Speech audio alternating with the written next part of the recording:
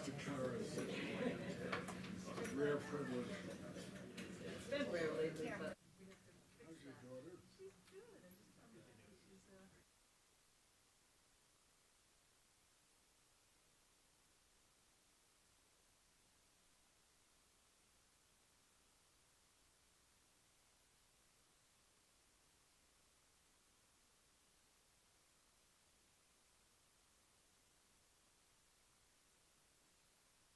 After all that's happened, The deadly siege on Congress as an angry pro-Trump mob storms the U.S. Capitol.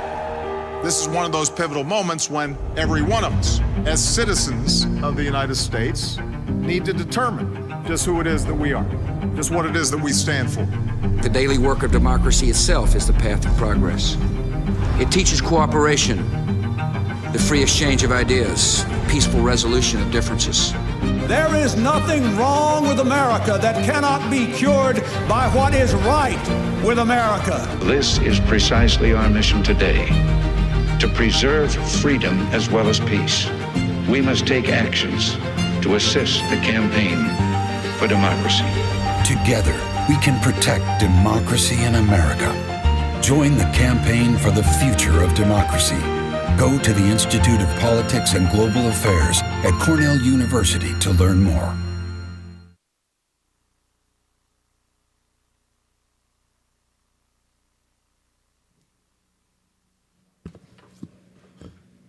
Good morning, everyone. Thank you for joining us here in person and on live stream.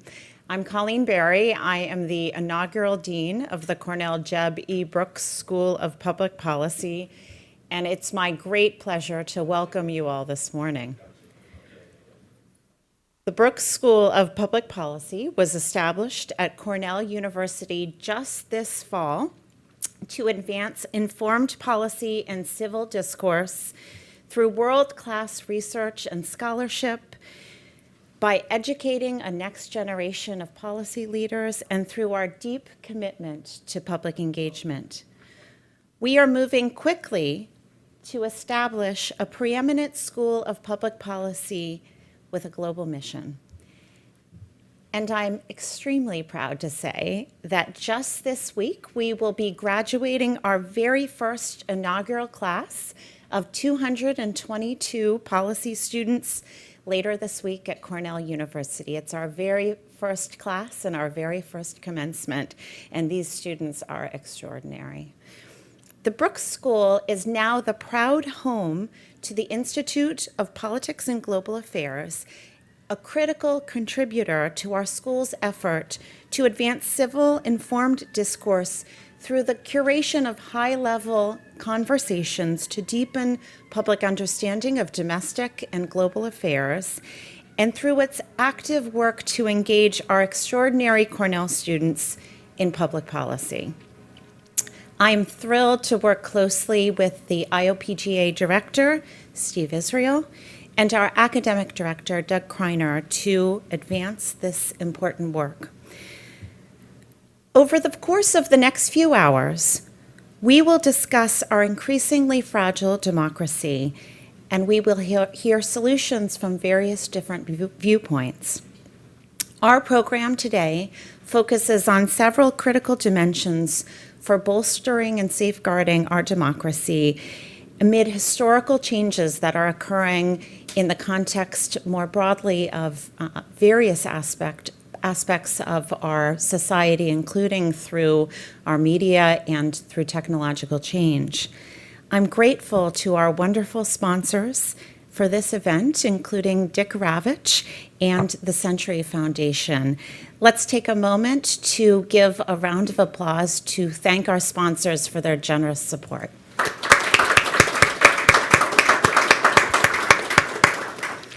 Now it's my great pleasure to introduce our first panel on misinformation, disinformation, and democracy.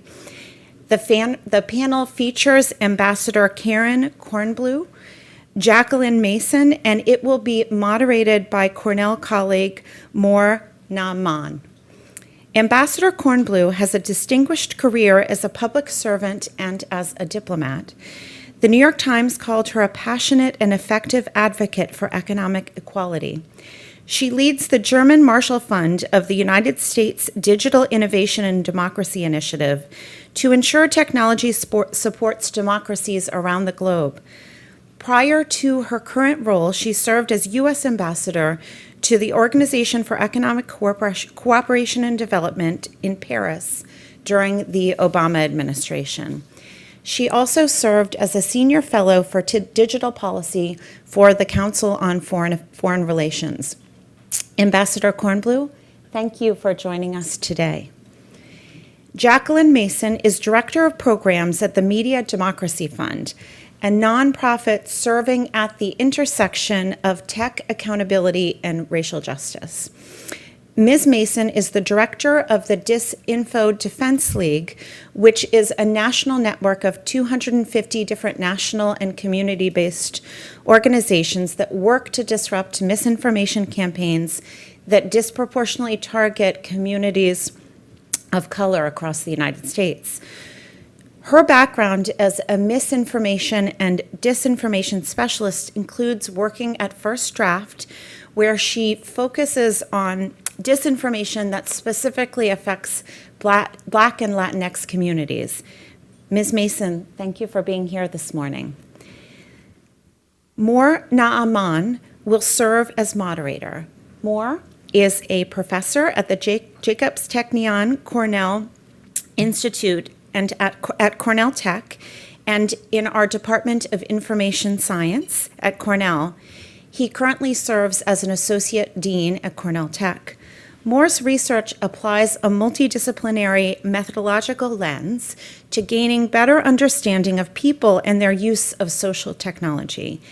In his work, he aims to extract insights about people, about technology and society from social media and other sources of social data, and to develop new social technologies and tools to make data more accessible and more usable.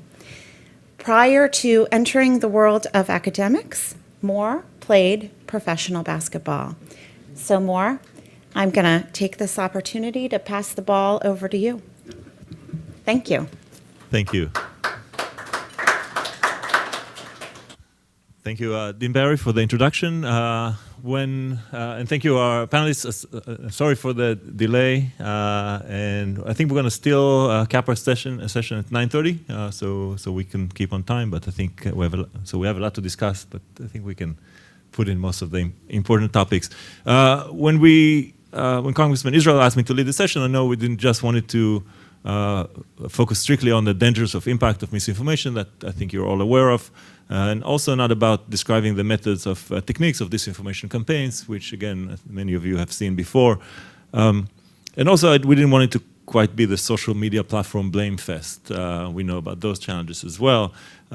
Instead, we are going to do a bit of all of those, but I wanted to discuss and expose some of the approaches that are currently being taken to address misinformation, and what are some potential directions that we can address those in the future. So we're lucky to have Ambassador Kornbluh and to provide the unique global perspective on regulation and policy, and Jacqueline Mason to provide community-based, on-the-ground perspective, where she has incredible leadership over the last few years.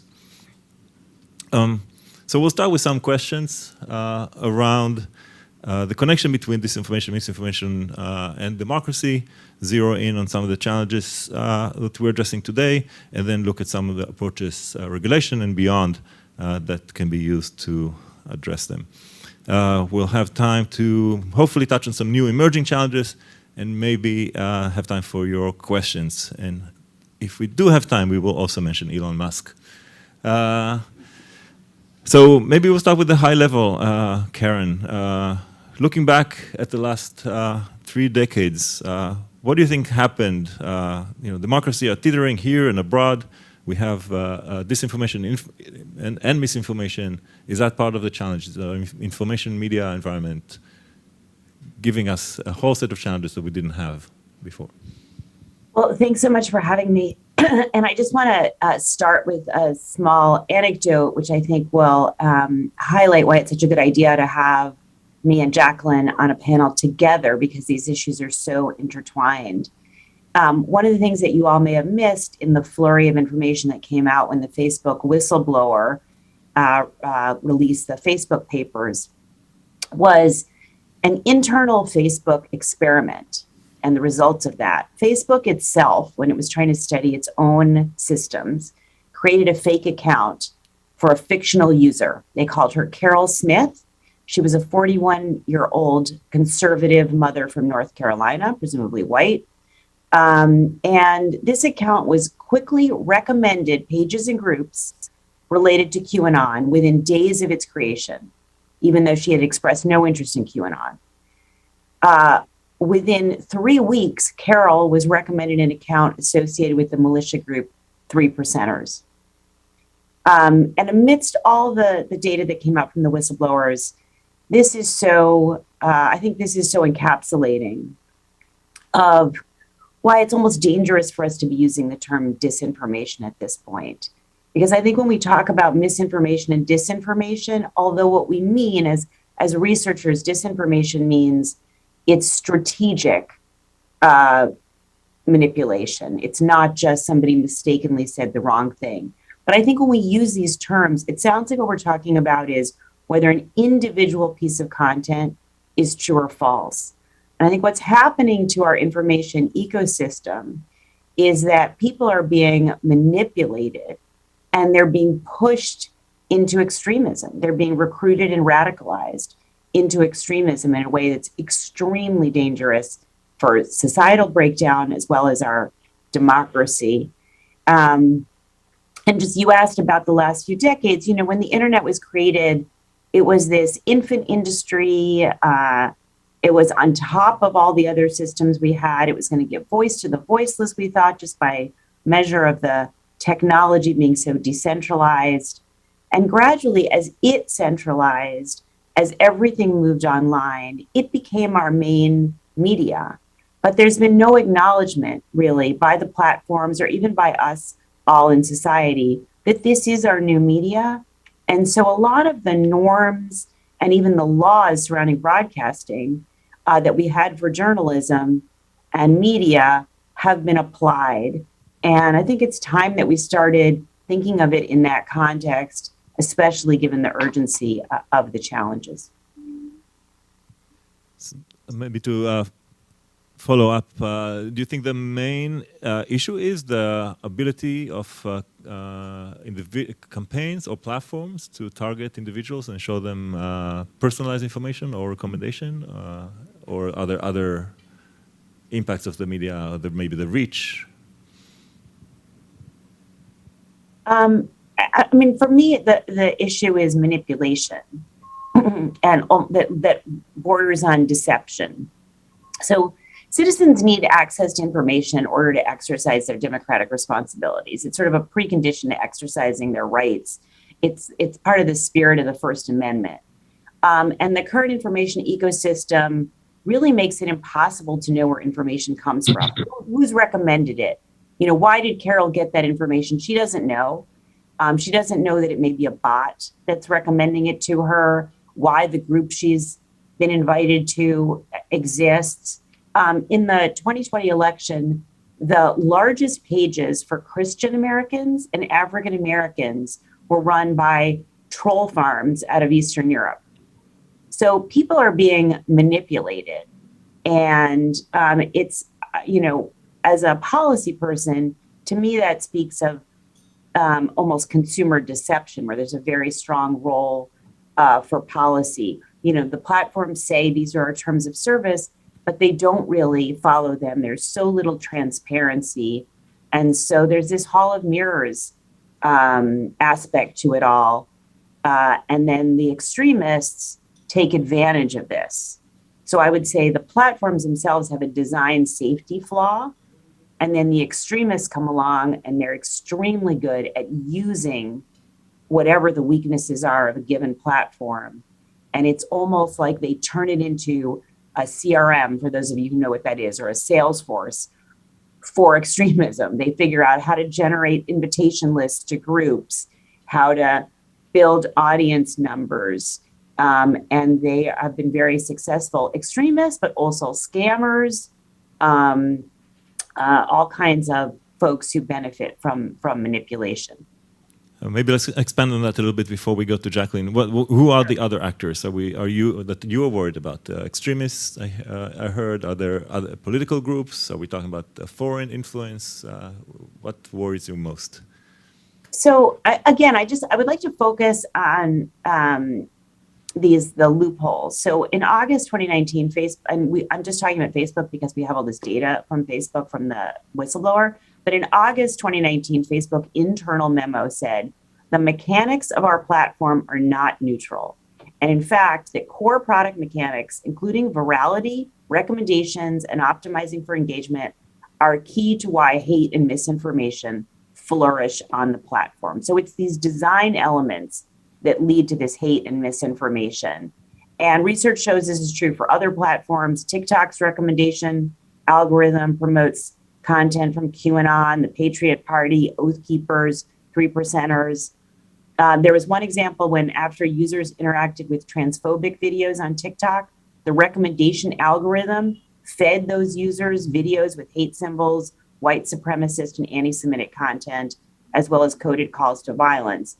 YouTube has 290 extremist channels, according to research by ADL. So it's not just Facebook. Like each of them has these product safety issues, and what we've seen is that there are some scammers who just want to make money, and they're selling supplements or they're building traffic to their website so that they can get more money, and then they find that politically extremist content is what helps them build their audiences. In other cases, we've seen folks who are in it for the politics, and they discover they can make money.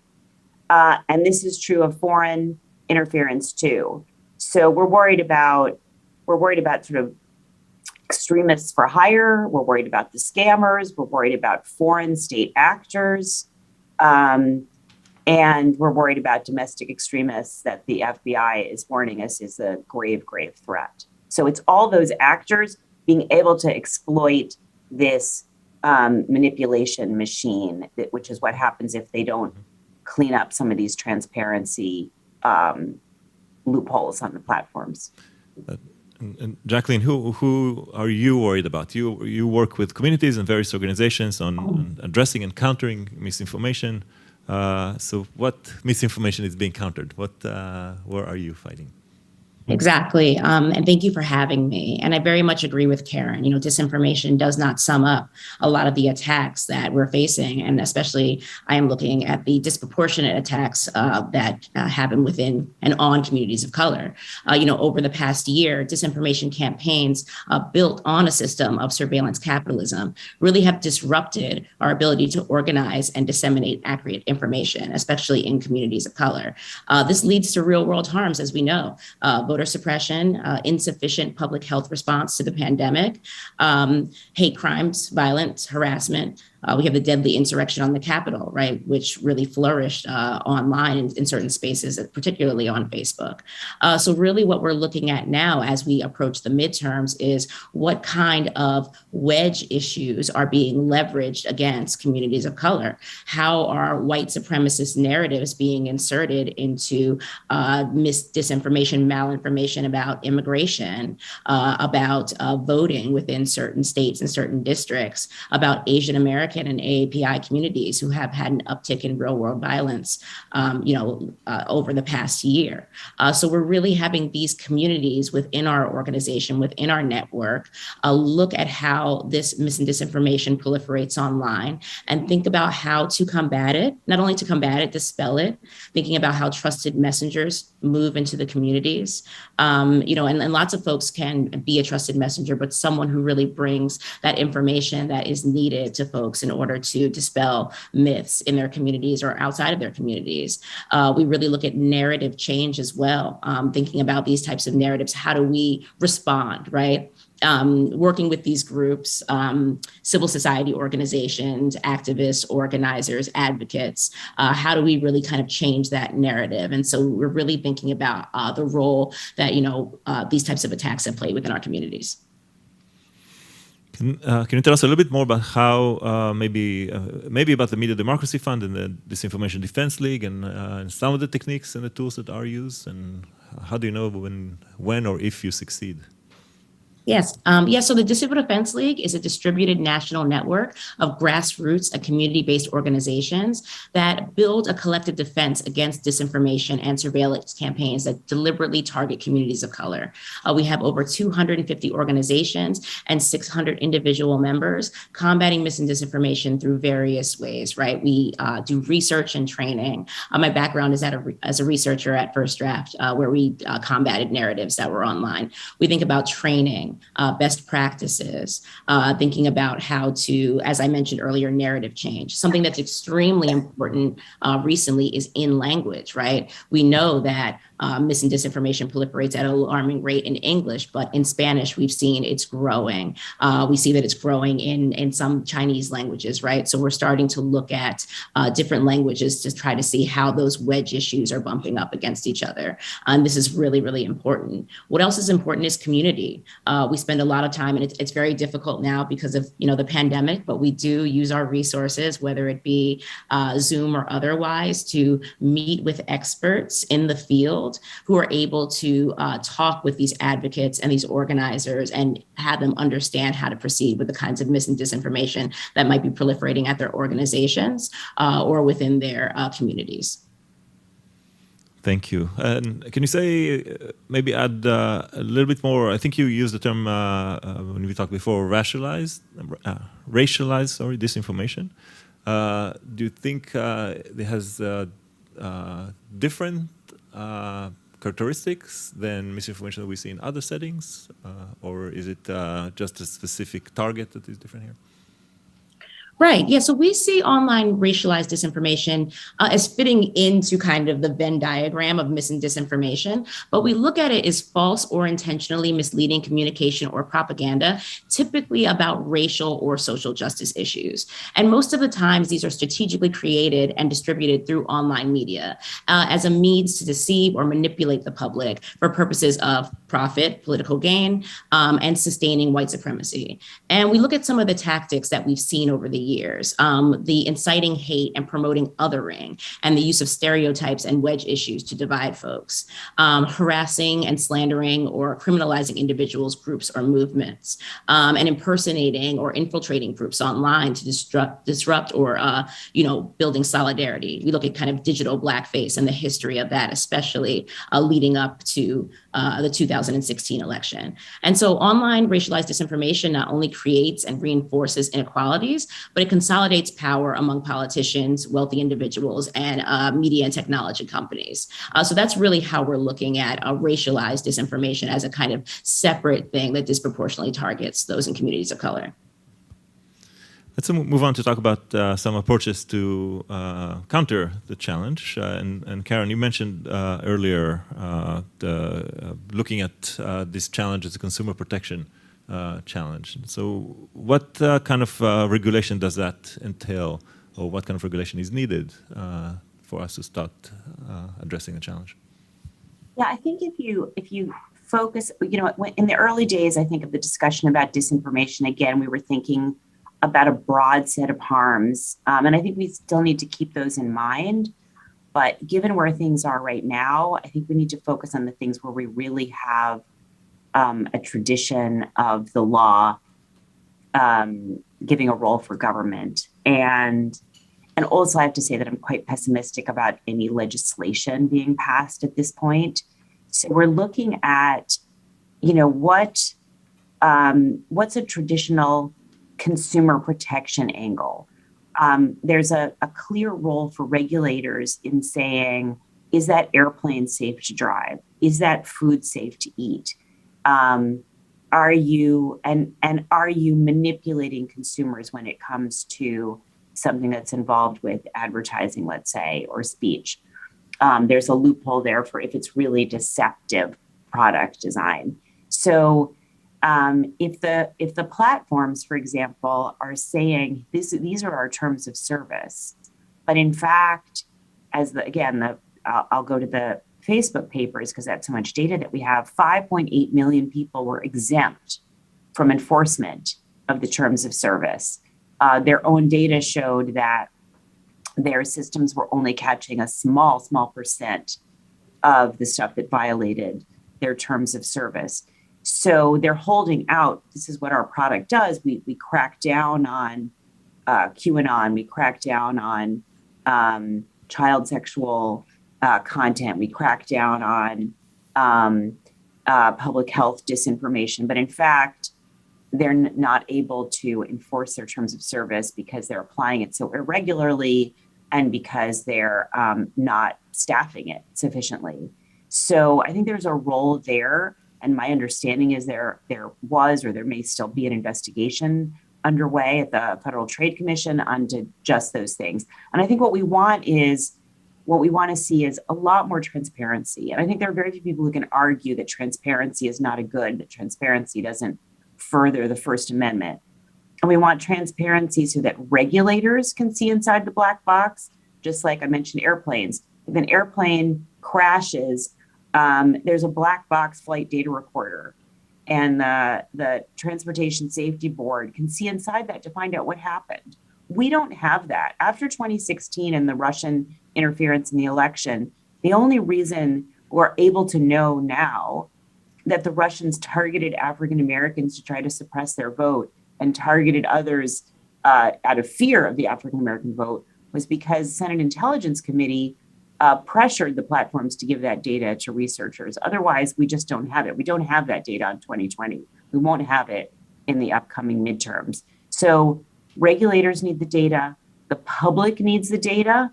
They especially need data on political ads, but just data in general on who's behind different things. How did this information get to me? How does the algorithm work, and so on? And then researchers need the retrospective information so they can study it and tell us what happened. And then the other thing we need, I think, from a regulatory and government perspective is something that Jacqueline was talking about. I think government, civil society, all of us need to work on building up the civic information infrastructure. I think belatedly governments and civil society groups now have social media managers, but that doesn't begin to do what we need to do. We all need to understand that we're nodes in this information system, that we're influencers, basically. Every one of us is an influencer. And we have to be educated in how we are influencers, how we behave, how we spread factual information. So, the fact that so many people are misinformed about the vaccine, the fact that they don't know what happened in terms of the security of the last election, we all need to do a much better job. I'm not saying it's easy because the platforms make it very hard to distinguish. And there's, as I was saying before, there's often a financial interest in promoting something that's more incendiary and not true. But I still think we all need to do a much better job of working to get the factual information out, building our networks, building the distribution channels. And I think there's a role for both government and civil society in doing a better job of just getting factual information that average people need out to them. We'll get back to that in a second. Let me ask you one more question. Before that, you mentioned that you're not optimistic about regulation or legislation anytime soon.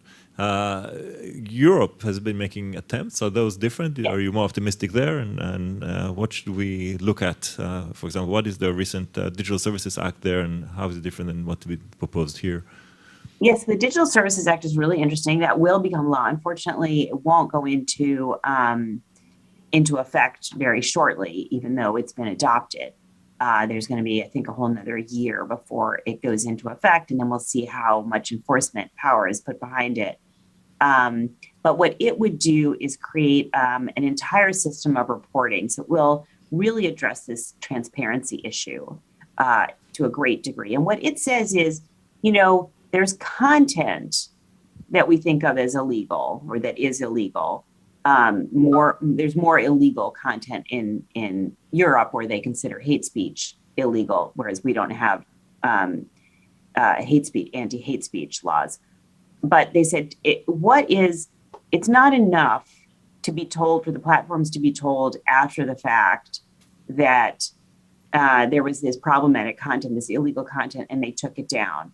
They need to, on the front end, reduce the risk that that kind of content will be amplified and will pose a systemic risk overall. And so they need to do an assessment, a risk assessment, the very large platforms, on the risk that that their systems will spread this illegal content. They need to be audited. They need to put in place preventative measures, and that the regulator will be looking over their shoulder to see how they do. So that's a really interesting, I think, framework and system. And yeah, I am optimistic about it. In the UK, they're moving ahead with a system that's similar, but they say has even more involvement by the regulator in telling the platforms what to do. So in the remediation, and that's going to go into effect if it passes through all its hurdles even sooner. And they're apparently already staffing up at the regulator. So I think that's really interesting. People raised issues early on with the UK law because it seemed, what civil libertarians are very concerned about is that every illegal type of content that you're going to take action on, that it really be spelled out so the government can't just muscle around and political actors can't force platforms to carry what they want and take down their opponents. And so civil libertarians rightly say, let's be really specific about what harms we're going after. And the UK folks listen to that, and they've tried to be much more specific in the law about that.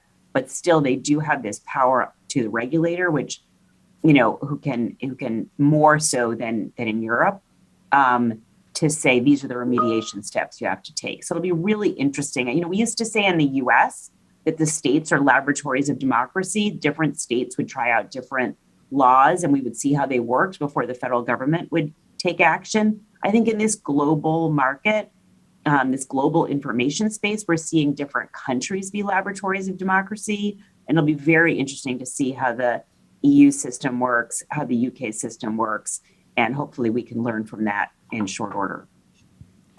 Thank you. And Jacqueline, what does from work with communities through DDL, what are they looking to see? Are they looking to see regulation? Are they looking to see, Karen mentioned, civil society organization being strengthened or supported? Yeah, so in cooperation with Free Press, who is a part of the Disinfo Defense League, we have developed a comprehensive digital privacy kind of platform policy that can protect civil rights. So while we do feel slightly, I agree with Karen, a little bit pessimistic lately about legislative action, this is what we think should happen, right? Limiting big text collection and use of our personal information is something that is a part of our policy. Users really don't know and should be able to know how to control apps and user on data, establishing individual rights to control our own data, and enhancing data privacy and transparency is something that League members are looking towards. Preventing discrimination by algorithm. Everything that we do online generates data and can be tracked and used, right? And this is something that we work with folks to really understand how their data is being used and tracked, and thinking about how Congress can take action against this. We also think about enhancing platform transparency about the impacts of their business models. Protecting whistleblowers is something that is really important, as well as external researchers in the field, specifically advocacy researchers and those who might not necessarily be at academic institutions. We think about expanding the Federal Trade Commission oversight and enlisting the assistance of other federal agencies that will protect the public with specialized expertise is very important.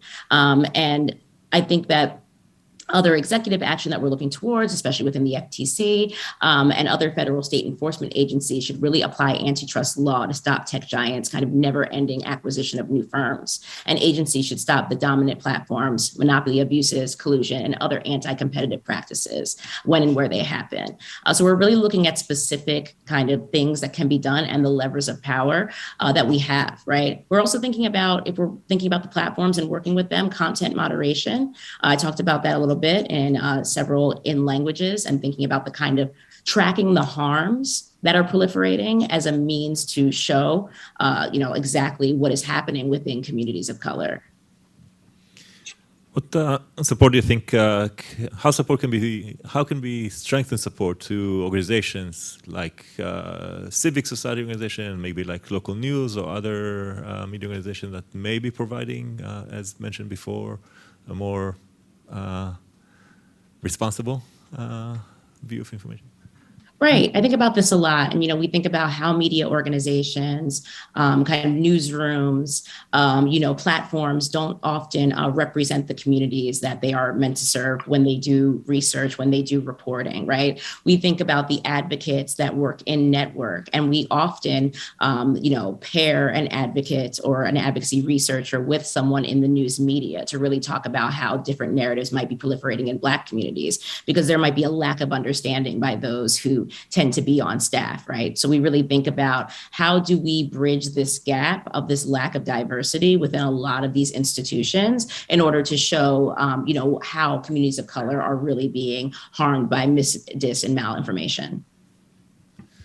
We have 10 more minutes, and if you have questions in the audience, I think there's a mic over here, and there's also a floating mic somewhere, I believe. Is that right? Maybe let me ask one question in the meantime, maybe to both of you. What is your fear or biggest fear around the upcoming midterms in this context? I'm really nervous about violence. I'm nervous about, I saw a focus group on television this morning where voters in Georgia were absolutely convinced that there had been manipulation in 2020, that vast amounts of people had their votes falsified, and that the election was completely rigged, and that they were disenfranchised. This kind of, and this didn't necessarily come just from social media. This is on cable news television. This is in documentary films that are carried. So, I want to put the social media issue in context of all these other kinds of media that folks are getting. I think the social media is a part of that. I think we often fall into this either or. They work together. A lot of the cable news people are on social media with their own channels, so you can watch it. And I think the social media sort of undermines some of the traditional media. So I think these things all play into each other. But these voters were absolutely convinced that their votes had been stolen, had been undermined in the 2020 election. And going into 2022 with the kinds of accusations that are going on and people being spread fear, fear-mongering about what's happening to their country and how it's going to be changed. I'm very concerned, given the increasing, purchasing of guns, that we're going to see real violence, if not in the midterms, then in the presidential. And I think we really need to take this seriously. The platforms need to take it much more seriously. Public safety needs to take this much more seriously. The FBI warns that white supremacy extremism is the gravest threat to safety. I think they need to act like it. Local law enforcement needs to act like it. And I think all of us need to act like it and really work hard at dispelling disinformation and getting out factual information to our networks, no matter how painful it is. And just as an inspiration, I find what the Ukrainians are doing in terms of getting their message out extremely inspiring. President Zelensky understands you show, don't tell. So he goes around, he shows his bravery, he goes to the hospital and visits with civilian victims. He floods the zone. He's constantly generating content. He's enlisted average citizens. He's enlisted the tech community to be sort of citizen digital soldiers to get the message out. Narrative Jacqueline talked about.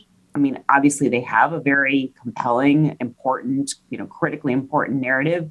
But, he's not sitting back and hoping that if he stands up at a at a podium and gives a speech from a piece of paper or puts out a press release, that his message will be magically distributed. He understands that he needs to create the networks of information and he needs to fill them. And I think all of us need to realize we need to do that to save our democracy.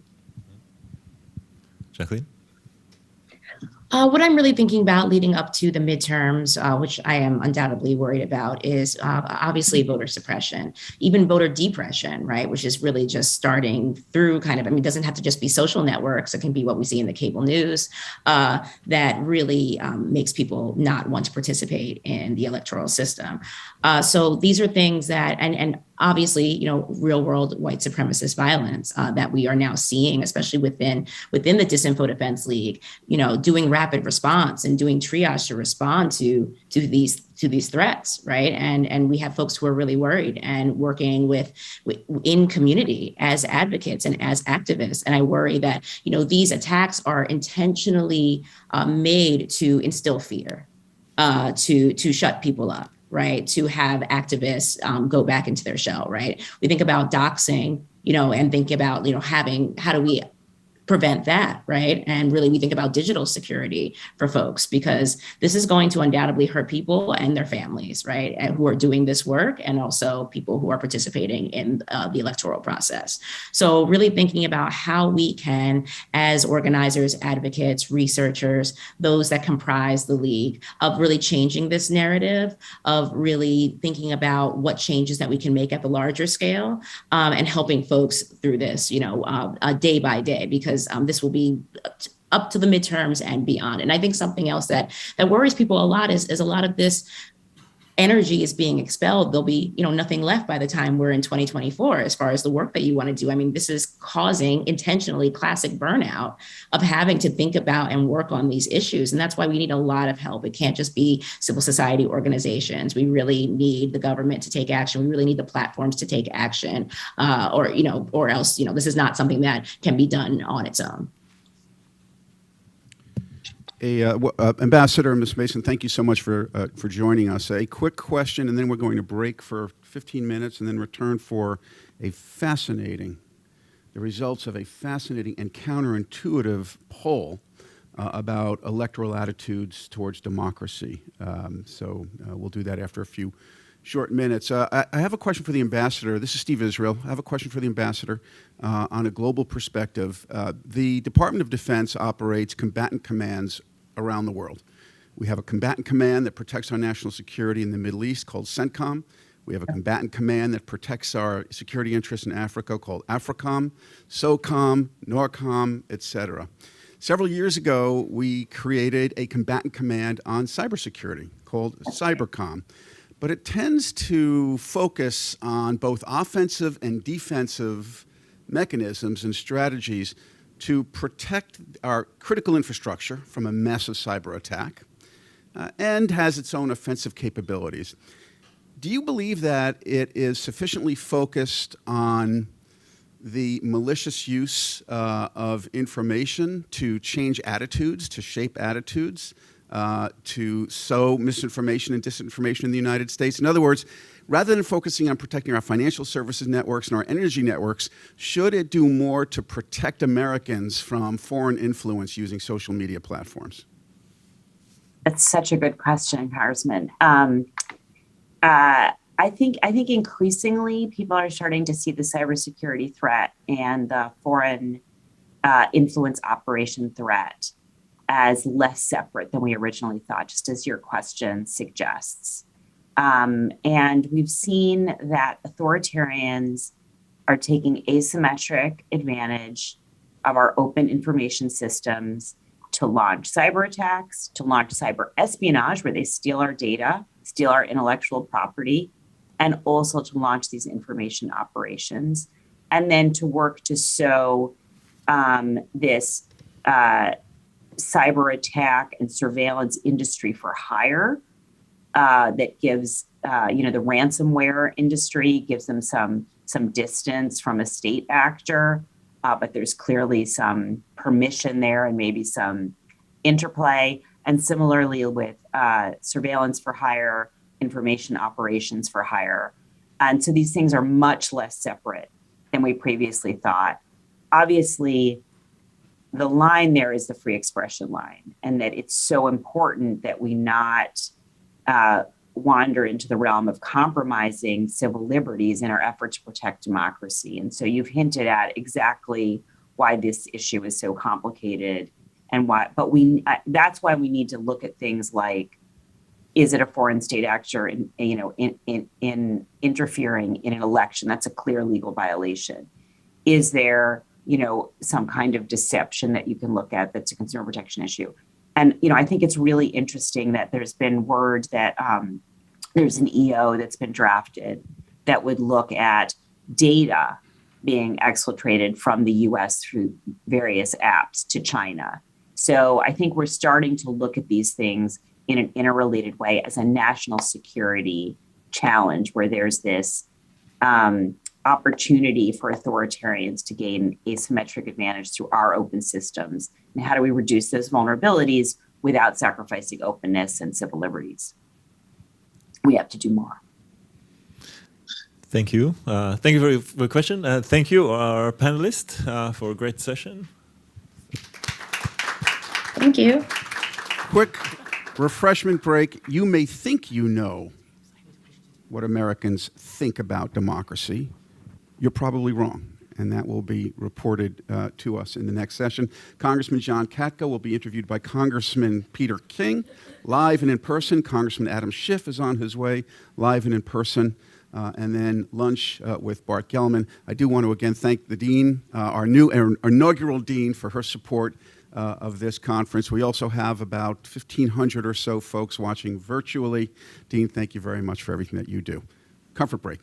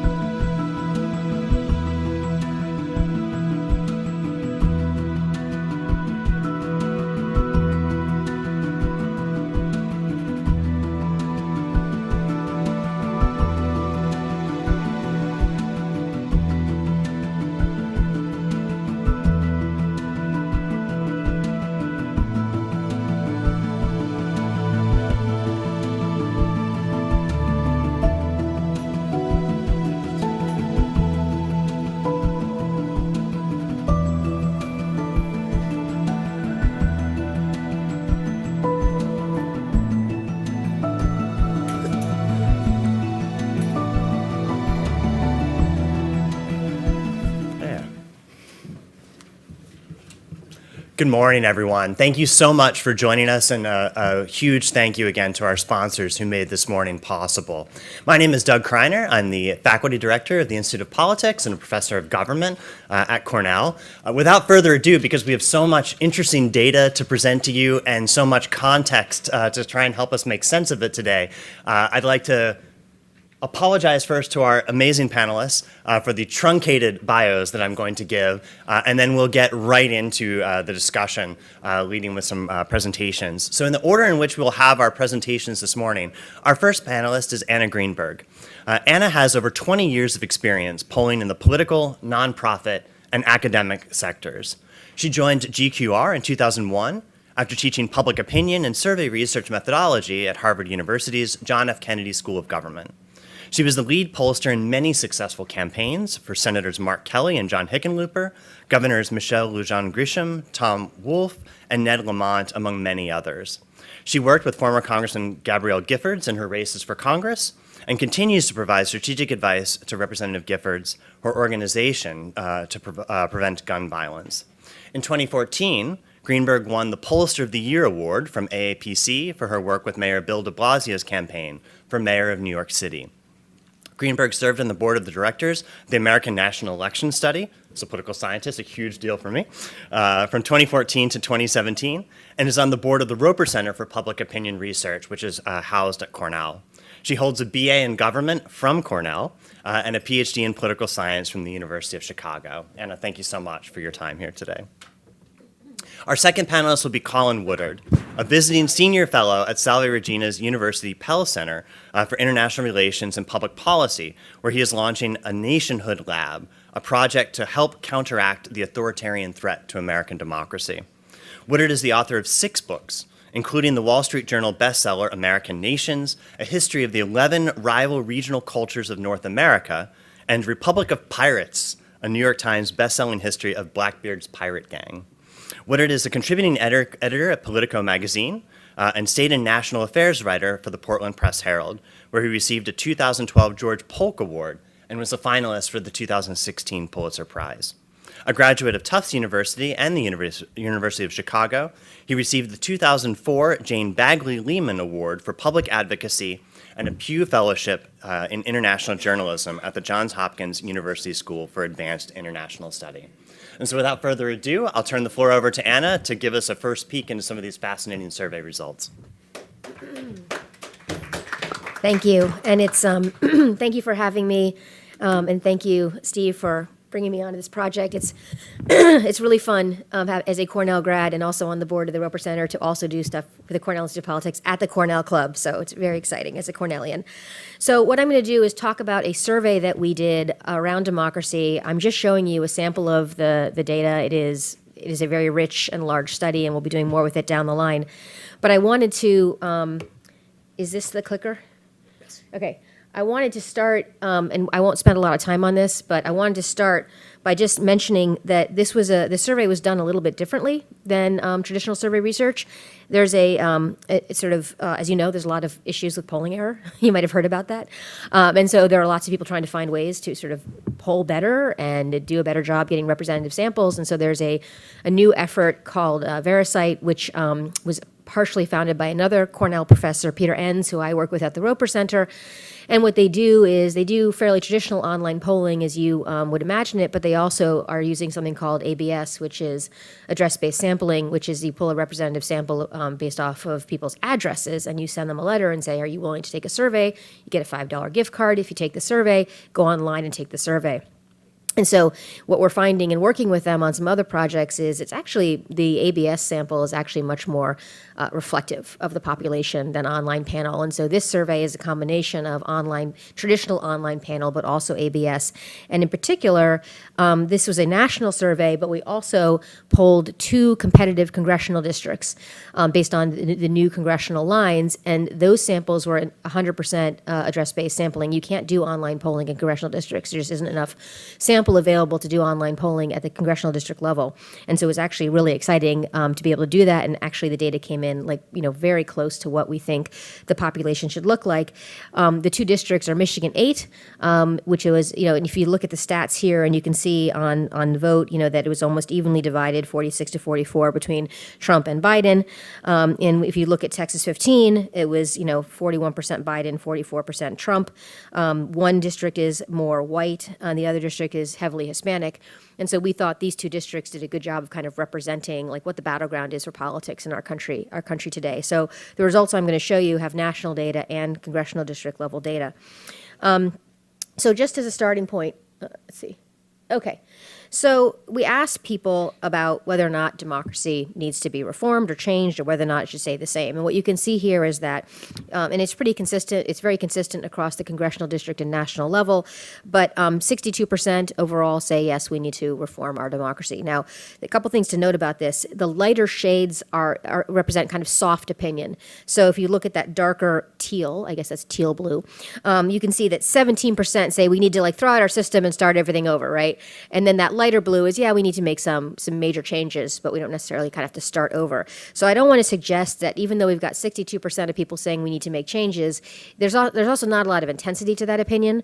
You can see that about just under 40% say, either we don't need to make any changes at all or just some minor changes. And I want to just talk about this softness for a second. I mean, part of the reason why opinion is so soft on this is that people actually don't know very much about our democracy.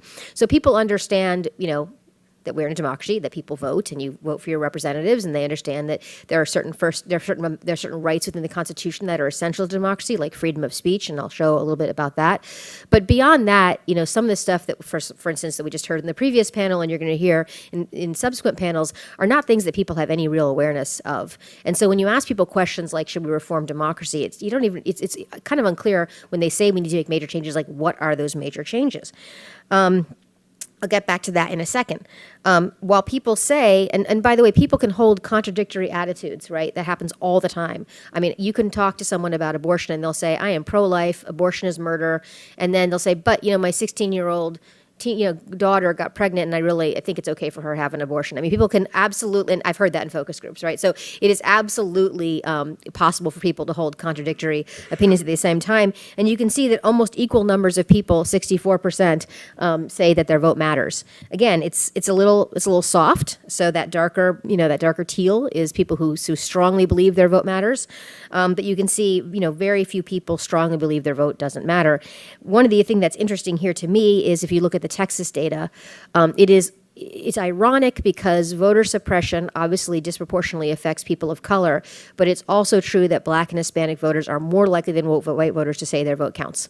And so it's an interesting dynamic, and it's true on lots of different measures, especially for Black voters, many of whom are more likely to say their life is going well, that they can take advantage of opportunities and improve their lot in life, sort of not feeling held back. Again, even though objectively we know on lots of measures of well-being, the Black community is not doing as well as others, but this kind of sense of optimism and forward-looking, and you can see that in the data here as well. So there isn't a super strong, none of you can probably read this back there, so I'll read it to you.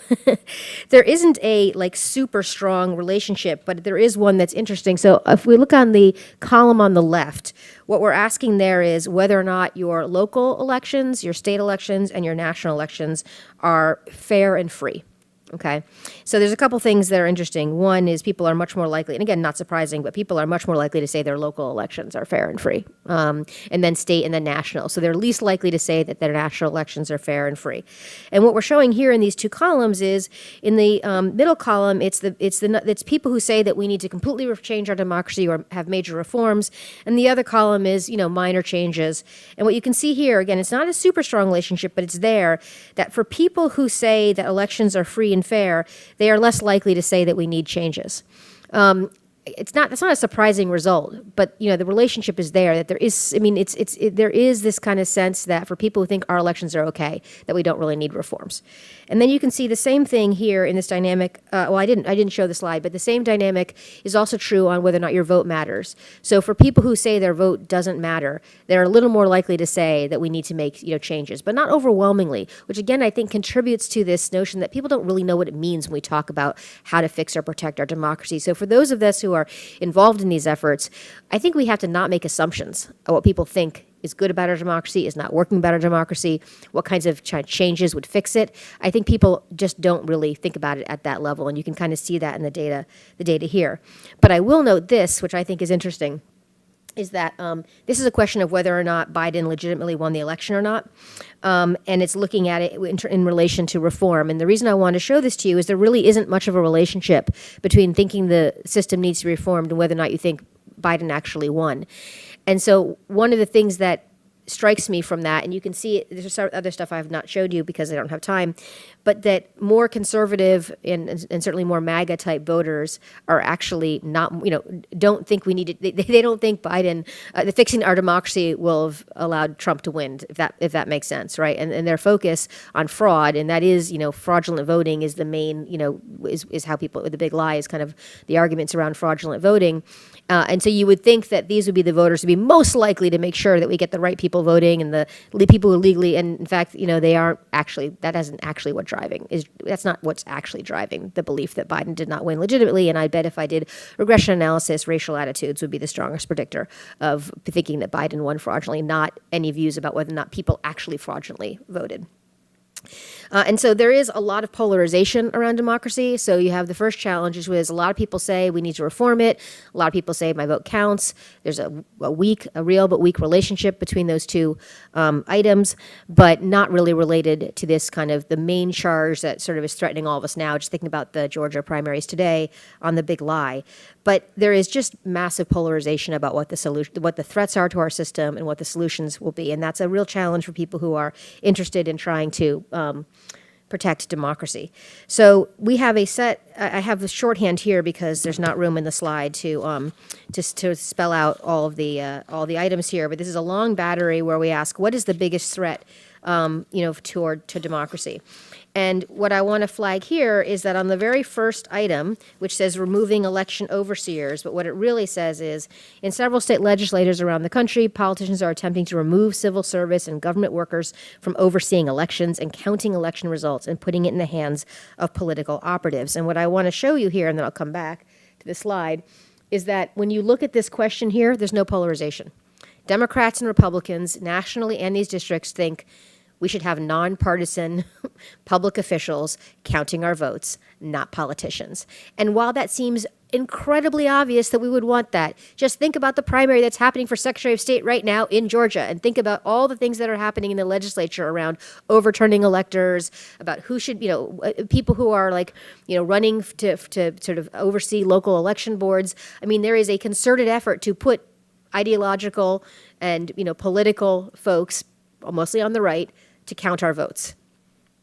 And I think at a very basic level, if everybody knows what democracy means in this country is voting for your representatives, the notion of having the vote counting being biased by politicians is anathema. What's really, I think, kind of sad, though, is once you get past that first one, and I'm not going to show you all of it, everything else is partisan. So, the second item is on voter suppression, completely partisan. Right? Democrats think, we should deal with voter suppression. Republicans not. Independents are always in the middle. January 6th as a threat to democracy, completely partisan. Erasing American history, Confederate monuments, totally partisan. Dealing with social media. I mean, every item on this list is completely partisan, except for making sure that we count our votes, that nonpartisan public officials count our vote. I think if we just ran I'm a Democratic pollster. I know this is a C3 operation here, but as a Democrat, working for Democrats, trying to elect them, if democracy were part of what we would talk about, I would say don't talk about January 6th. I would say talk about making sure the votes are counted, right? I mean, that's where I would go. Okay. So then we have a long list of possible solutions to whatever the problems are that people think are facing our democracy. And here again, we have this issue of partisanship. So we have on the top of the list here, we have, sorry, I got to pull up the right slide in front of me, is requiring election officials to be nonpartisan. Which is just it's kind of amazing. And you can see it here. This is the partisan breakdown, and you can see here that overwhelmingly in the nationally and in these districts, people think a solution to the threats in our legislature is making sure that all of our election officials who are counting are nonpartisan, objective, etc. But then again, with every other solution, well, I would say the second piece of this is around campaign finance reform, and there's a couple different places in the poll where we talk about campaign finance reform, but there is actually fairly, universal agreement on campaign finance, and I'll come to that in a minute. But everything else here is partisan, requiring White House officials to comply with subpoenas. Democrats, yes. Republicans, no. Implementing voter ID laws is actually an area that, for those of you who are familiar with this work, actually there is a partisan bent to it, but a majority of Democrats support voter ID. And voter ID, in a lot of ways, is kind of the Republicans' best argument here, because for a lot of people, it's like, why shouldn't you have an ID when you vote? You need one to drive. You need one to. So the logic of not requiring ID is very hard. We always lose the voter ID argument, but everything else is completely partisan. Cracking down on social media, free speech, federal oversight, term limits for justice, all completely partisan. So this is the voter ID. You can see here, especially if you look at the intensity, that there is a partisan difference, that Democrats support voter ID laws with a lot less intensity than Republicans, but you can see overall you still have 72% of Democrats nationally saying that they support voter ID laws. And part of the brilliance on the Republicans' part with voter ID also is that if you think about the sort of idea that people want their votes counted and make sure that people who are legally allowed to vote are voting, voter ID seems to make sense. Right, about making sure that you don't have the wrong people, voting. So we tested a series of arguments, which you will not be able to read, about sort of what we should do about this. This is a place where there is really kind of a unanimous view around campaign finance reform and outside money, right? And so, the idea that you would have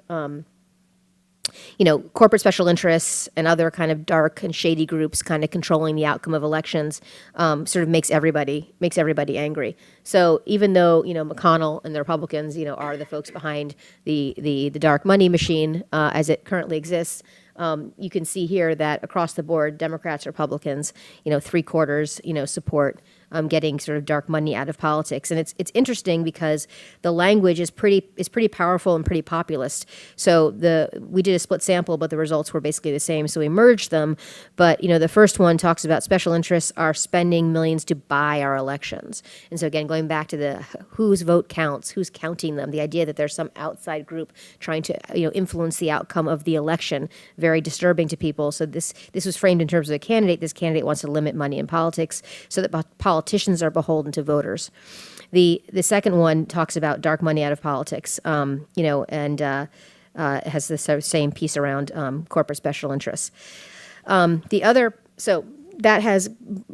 other piece here is we talk about suppression, voter suppression, and this is a place where it's pretty much driven by Democrats, though 47% of Republicans actually think these voters. He says there's 43 voter suppression bills introduced across the country, and you can see here that it's very partisan. But there are actually not insignificant numbers of Republicans who say maybe we shouldn't be trying to again controlling who votes. This is all about who votes, how they get counted, who's controlling it.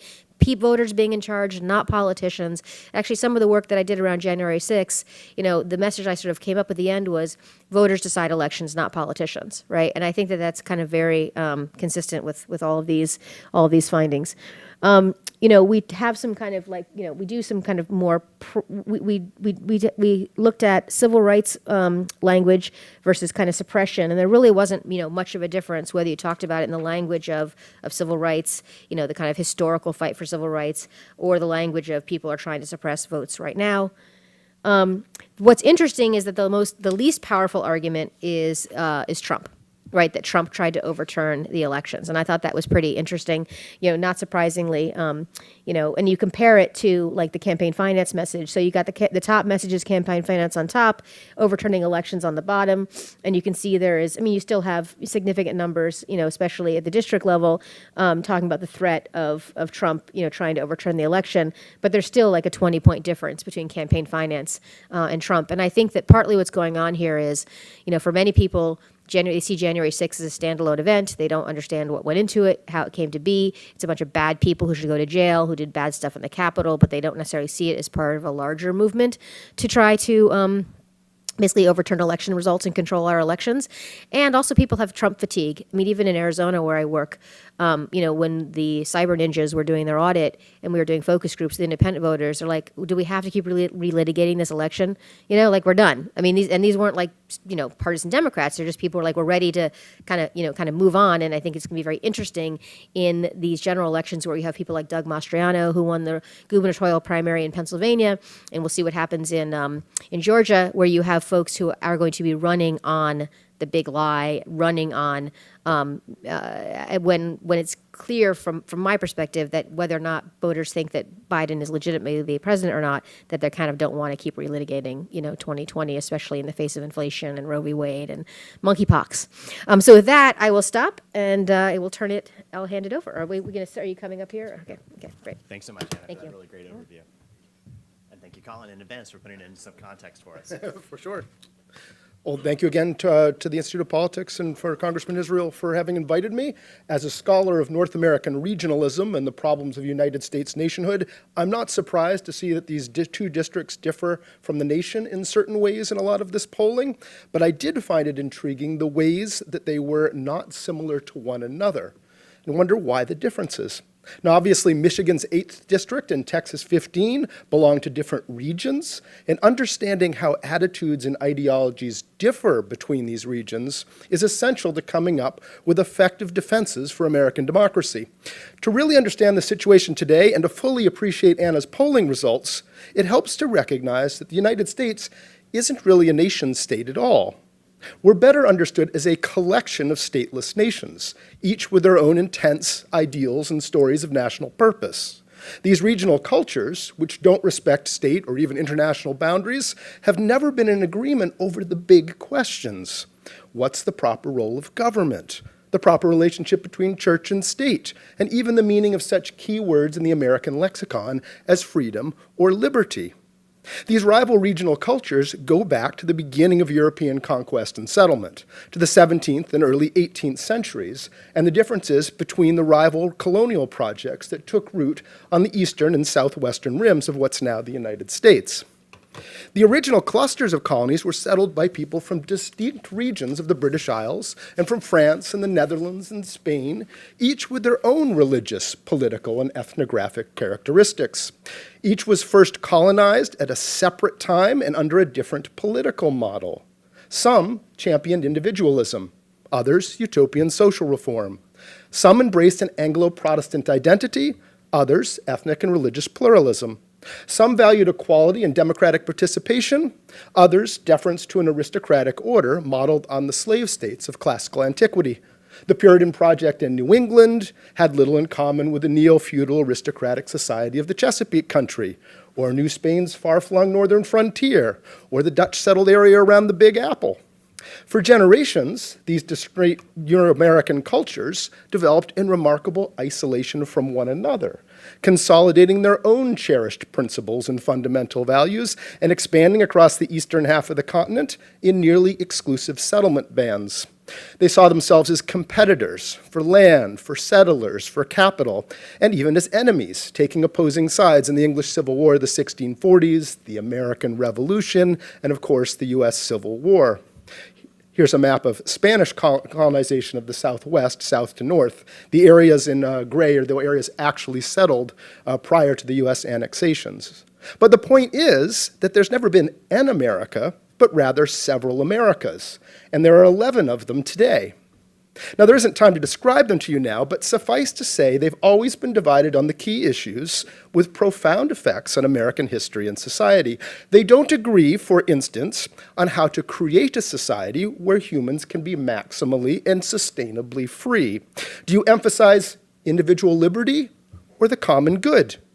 Now, our politics up until 2016 was centered on this question, which is why you so often see this map's fissures reflected in county-level election results. Here, for example, is the 1916 presidential election, the showdown between Woodrow Wilson and Charles Hughes, Republicans in red, Democrats in blue, whereas this is the 2008 map, Barack Obama versus John McCain, after the parties had inverted their platforms, ideologies, and regional constituencies. As you see, it's pretty much the same, except that because Latinos and African Americans were now able to exercise the franchise, you can see the southwestern El Norte boundaries appearing on the map, and the Deep South ceases to be a monochrome. So, long story short, Michigan's 8th district is around Lansing and central Michigan in Yankeedom.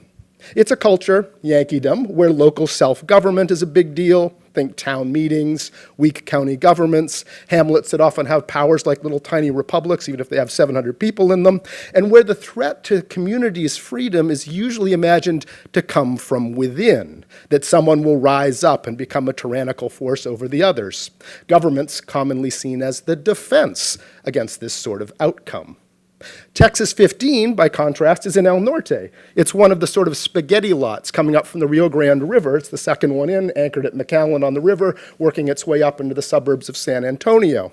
It's the lower Rio Grande Valley is where it's centered, where I once lived for more than a year, and where many Tejano families go back 10 or 12 generations. We stayed put, they say, the border moved. And in California, and Arizona, and certainly Texas, there was an apartheid system in place until the 1960s that excluded Tejanos from the ballot box. Now, when I look at the results of this poll and those breakdowns, what I'm wondering selfishly is, do the respondents get it? Do they understand that democracy is at the brink? Do they know where the threat is coming from? And do they support the kind of measures that would be needed to roll back such a threat? And I'm not surprised that in Yankeedom and in El Norte, there's an elevated appreciation for liberal democracy. One of them due to tradition, the other due to an experience of its absence in living memory. But in almost every question we saw up there, and by almost every metric, the Tejanos of Texas 15 are out ahead of the good people of Greater Lansing by appreciable amounts when you actually compared those districts when it comes to getting it. There's that question, right? My vote matters, right? In a sense, that's a proxy for faith in democracy. Michigan 8 was 4 points above the national average and strongly favors that. Texas 15 was plus 10. The poll asked how seriously people take those 10 categories of threats to democracy. Michigan 8 respondents took 9 out of the 10 of those categories that she showed you more seriously than the nation at large. They didn't buy that the vote by mail thing was a real threat to democracy. But Texas 15 respondents saw a greater threat in every one. Voter suppression against people of color, 15 points higher than the national average. The January 6th attack is a threat to democracy, 10 points higher than the national average, not counting legitimate votes, 12 points higher. I mean, those are significant and large differences. Note, though, that both districts think requiring voter ID will protect democracy. 59% of Americans agreed with this notion, 63% in Michigan 8, and 70% in Texas 15. Why? Well, El Norte, as I describe it, the northern extension of New Spain's colonial project, is a region where people are proud to be Americans, resentful of the undocumented. There's support for tough immigration policies. For law enforcement, thousands of people work for Border Patrol in the lower Rio Grande Valley. It's also pro-gun, anti-choice, pro-fossil fuels, and religious. In other words, it's a pretty conservative place, using the old 20th century meaning of the word conservative. And what's true of Texas 15 matters because it's also going to be true of the other spaghetti lots, Texas 23, 28, 34, the whole lower Rio Grande Valley and much of South Texas. And these, by the way, are also the places where Donald Trump made some of his greatest gains in the whole country, with 2020 compared to 2016, where he gained between those things. And if you care about small d democracy, and control of Texas's electoral college votes in future will probably play a big role in that, everyone should pay close attention to what voters think in this particular region, and therefore how you most effectively message there. Finally, I want to pivot to what our balkanized character I've described means for the survival of democracy and what we might do about it. Not to be a downer this early in the day, but if democracy fails, the Federation will almost certainly collapse eventually as well. America's survival and the survival of the Republic are likely one and the same. Why? Well, ask yourself, what holds us together? What's ever held us together? Why should the red states and blue states still be involved in the same project? On what terms should they do so? Why America? And this is the issue I'm working on at the Pell Center, where we're launching a project to develop, test, and help deploy a story that can provide a compelling answer to people, a meta message of what it is we as a people are seeking to build, a message that fosters unity by fostering democratic values. And this, I think, is especially vital because of our Balkanized character. We wound up together, remember, in an accident of history in the 1770s, when 13 colonies banded together to confront a shared threat to each of their own local autonomies in the form of British colonial policy, and lo and behold, they won. And they found themselves in something called the United States, which had come into being as a contractual agreement, a means to an ends for the parties involved, and nobody had thought at that moment that they'd created a nation state in the sense that Holland or Prussia or France already were. Its people lacked a shared history, religion, or ethnicity. They didn't speak a unique language all their own. They hadn't occupied the continent long enough to have a sense of dwelling in a mythic homeland since time immemorial, and they'd killed or pushed out the people who had such a claim. In short, they had none of the foundations and building blocks with which normally you created a nation-state narrative. From the outset, they had no story to bring and hold them together. Well, we created a story. 2 stories, actually, in the 19th century, and we fought over them in a civil war. One of them's pretty good. The other is really, really bad. The good one's a civic national story. It said, we're something new, a nation defined not by bloodlines or by religion, but by a shared commitment to a set of ideals. The ideals in the Declaration of Independence, the innate equality of humans, their unnatural rights to life, liberty, the pursuit of happiness, representative self-government, a civic nation tasked with furthering human freedom. But it was countered from the outset by an alternative story, put forth by a group of Southern intellectuals that said, no, the Declaration and Thomas Jefferson are wrong. Humans are obviously not equal. In fact, that the only people capable of self-government as envisioned in the Declaration are those belonging to the allegedly superior Anglo-Saxon race. It was authoritarian and exclusionary. And it was the dominant ideology across the whole Federation in the 1910s and 1920s. The era of Jim Crow, of Birth of a Nation, of Woodrow Wilson's segregation of the federal government, the erection of all those Confederate monuments we're tearing down now, and the 1924 Immigration Act, with its explicit mission to preserve the Anglo-Saxon integrity of the country.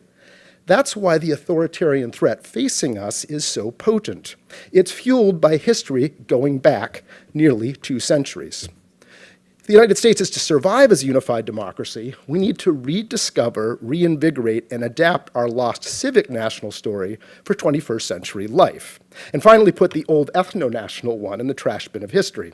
And that's the work we at the Pell Center are hoping to contribute to, and which polls like this help greatly to inform. Thank you.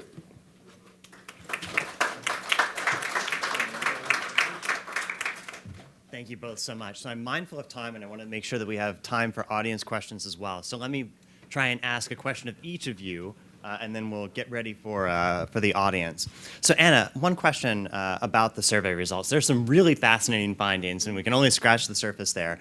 But certain things are counterintuitive. Broad support for photo ID, pushing back against cancel culture, restoring the Voting Rights Act's provisions. Are these soft points of consensus, to use the word that you had before, that would evaporate in the face of sort of political contestation? Or do you think that they are meaningful in a way that could pressure politicians to act? I think that it's hard to argue broadly one way or the other, because I think for some things like voter ID, I actually think that is a very difficult one. Because of the logic of the argument that your average person says, why shouldn't you be, you're required to have licenses and identification to do all kinds of things. Why wouldn't you need one for voting, right? So I think that one, it's just at a very kind of gut basic level makes sense to people. And so I think that's one that is really, really difficult. On the other hand, you take voter suppression or some of these other issues, they're so complicated. Right, it requires a lot of information to understand why reducing the number of polling places or the number or shortening the mail ballot window, the kinds of things that you do that are not explicitly voter suppression but have that effect are much harder for people to kind of get their head around and understand. So I think that one of the points I'm trying to make is that people's understanding is fairly soft around how all of these things, besides some very basic things like partisan politicians counting votes, voter ID, then you layer on the partisan effect, with like cancel culture and that sort of thing. And it makes it even more complicated. And the combination of partisanship, ideological polarization, and low information is a bad one for our democracy. I mean, if you think about what's happened to our party system, we now have a weak party system and a lot of ideological polarization, and as a result, a lot of and then the infusion of money, and you have forces on the left and the right that have massive resources, faceted communication channels, and obviously on the right a lot of disinformation, making it activating the ideological and partisan views about these really complicated policy issues they don't really understand. So I actually think we have to, for folks who are working on this effort, we have to think about how picking out the issues where we want to educate people and making sure that what we say about it makes sense to people, and in that way kind of overcome some of the partisan headwinds. But I think it's very hard to have a mass generalization around which one of these things, where there's consensus or not consensus, because of this ideological and partisan polarization. If I could just ask one real quick follow-up, because I have a great opportunity here. One question that we always have with students when we're trying to talk about public opinion and sort of polarization is this question of, are everyday Americans as polarized as what we see in Washington? And so from what you've seen in this survey, and of course in all the other research that you've done, how would you answer that question? The short answer is no. If it but it depends on how you look at it. So, and people have different studies have shown this, that if you ask people their opinion about a broad range of policy ideas without a partisan label attached to it, you get a pretty significant consensus about whether it's affordable healthcare and prescription drugs or common sense gun laws. I mean, there's a whole range of issues where you get 50, 60, 70% of people supporting, and the minute you put a label on it, it becomes a partisan issue. And so the underlying attitudes, there's a fair amount of consensus. It's mostly a center-right country on most issues. But once you put the partisan labels, you create the polarization. And that is created by a system of money, for the most part, and siloed communication channels like Fox. And so it's a little bit artificial, the polarization. It's real, it has a real political impact, but it's not necessarily reflective of where people are. Colin, I love your work and the sense of the answer to bolstering American democracy. Yeah, we can talk about different pieces of legislation reforms, but part of it is rediscovering some sort of unifying national narrative of who we are as a people. And it's such a big debate now. And I think your work encourages us to sort of look at, here's this huge challenge that we're actually not one people. We're 11 different regions with different cultures and the rest. And now you layer on top of that contemporary polarization. So how does the contemporary political polarization factor into your work? And how do you see the relative nature of that versus these much longer and deeper societal differences in animating how we think of ourselves as a country? I mean, it's always been a challenge. Is this on? Can you hear me okay? It's always been a challenge for the United States, right? No? Oh. It's always been a challenge for the United States, right? From the very beginning, because of how we came into being and because the different regional cultures had all these different differences that have remained sustained. You can see those characteristics. It's one of the ultimate tricks of United States unity and nationhood. But we did it, right? I mean, we managed to emerge as the most powerful country in the world for a long time, inspiring the world. It's possible to do, but it's the constant danger and bugaboo out there. And it really comes to a fore when there's a real crisis, right? The antebellum period before the Civil War was a real crisis of the possibility of a liberal democratic experiment. We were barely getting going on it, but the existence and persistence of slavery could not be squared with the Declaration and ultimately led to a conflict. We're now at a point, right, society's, the real underlying issues and fault lines and weaknesses come forward in times of crisis. And the crisis we're in now has been building for a few decades, right? The social contract has kind of become frayed.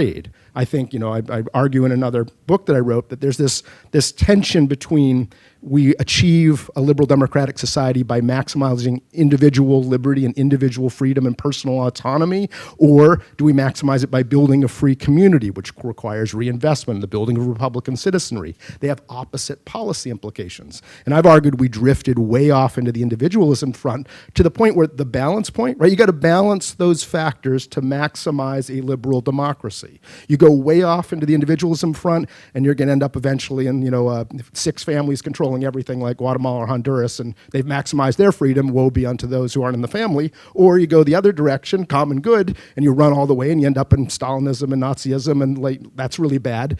Logically, there's this balance point in the middle, and we lost our balance point. We went off on the individualism side to the point where everything has been destabilized, right? People have an inherent sense that there's two sets of systems of justice, that there's a gulf opening in material terms, inequality is growing, and that created a delegitimizing of the system. And when that starts happening, the pathologies start coming for you. And for us, the underlying weakness involves these fractures and a history of a authoritarian, ethno-nationalist counter story to who we are as a people that we're seeing now visited on us. So it's always been a problem. The fact that we're in a crisis point, it doesn't surprise me that it's flaring up again. And yeah, it's all a big challenge, but if history's a guide, we will eventually triumph too late and in a messy fashion. And hopefully that's what will happen again.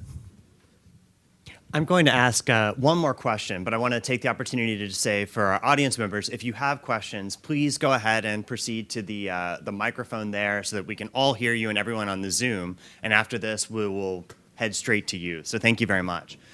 Just one final question for both of you. How should political leaders in particular, or academic leaders, or any sort of informed citizens that want to do this, that want to try and restore trust in democratic governance, what should they do? And how can quantitative survey evidence sort of help inform that? And how can history inform those efforts? Well, that's a good question that I'm going to answer off the top of my head because I haven't given it a ton of thought. But I do think that people are much more likely to trust and believe in the integrity of local government, local officials, the community, and those local, whether it's school boards or city councils or community commissions, ANCs in Washington, whatever they are, they're the building blocks, right, that then leads to state legislature, national. And, being involved in those kinds of efforts, I think would strengthen our democracy. And, I think that I think that the right, again, speaking as a Democrat, I think the right understands that. And I think a bunch of the stuff that's happening at school boards now is not really about curriculum or sex education or transgender athletes, but it's about, it's about controlling and having power at the local level and building. And the Republicans have all been very, very, very good at that. So I think a hyper focus on the local strikes me as at least one way that folks can do something, since obviously affecting national policy is difficult for even people who are in national office holders. Briefly, and looking at it in a different way, one way to look at polling data is to say, oh, well, here's where people are at. We'd better be populist and do what's popular and not do the things that aren't popular. But another way of looking at leadership is about realizing where people are at and moving them, right? That's what's needed at this moment, right? We're in trouble. If we just stick with where people are at now, we're not going to make it. And true leadership happens, and we know from history it does. What did Lincoln do in the Gettysburg Address? He took, in the middle of a war, standing on a battlefield and said, what this war is really about for the North is about protecting the civic national narrative, the Declaration of Independence's ideals, so it doesn't perish from the earth. But of course, that's not what the North got into the war to do. It should have been, but it wasn't until Gettysburg, in the middle of the war, when Lincoln did that he transformed the idea about what the sacrifice was about with lasting implications for the country, right? President Zelensky in Ukraine is doing the same thing, right? There's latent tools he's using, but he is making it a struggle. Ukraine is a symbol, the unlikely symbol of liberal democratic defense in the world is Ukraine and its people in a total David and Goliath, Mordor versus, the Hobbits kind of narrative, and very successful. So leadership transforms things. You see how all that light blue soft support and all those things, that's all fungible. People have contradictory opinions. They're looking for clarity, and great leaders give that to them. So go lead. Mr. Ravitch.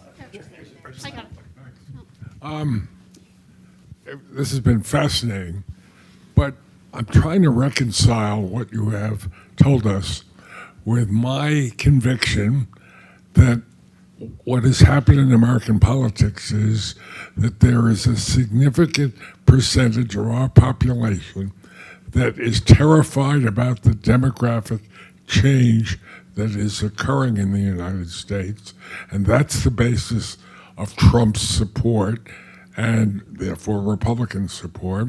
And that is, I didn't see any reference to that in your presentation. And I'm sort of curious because I think that what Trump represents is nothing more than a resentment at this demographic change that's occurring.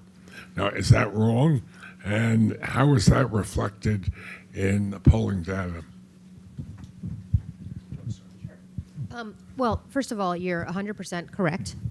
If you look at when Trump was elected in 2016, and then if you looked at post-election analysis, the strongest predictor of voting for Trump were racial attitudes.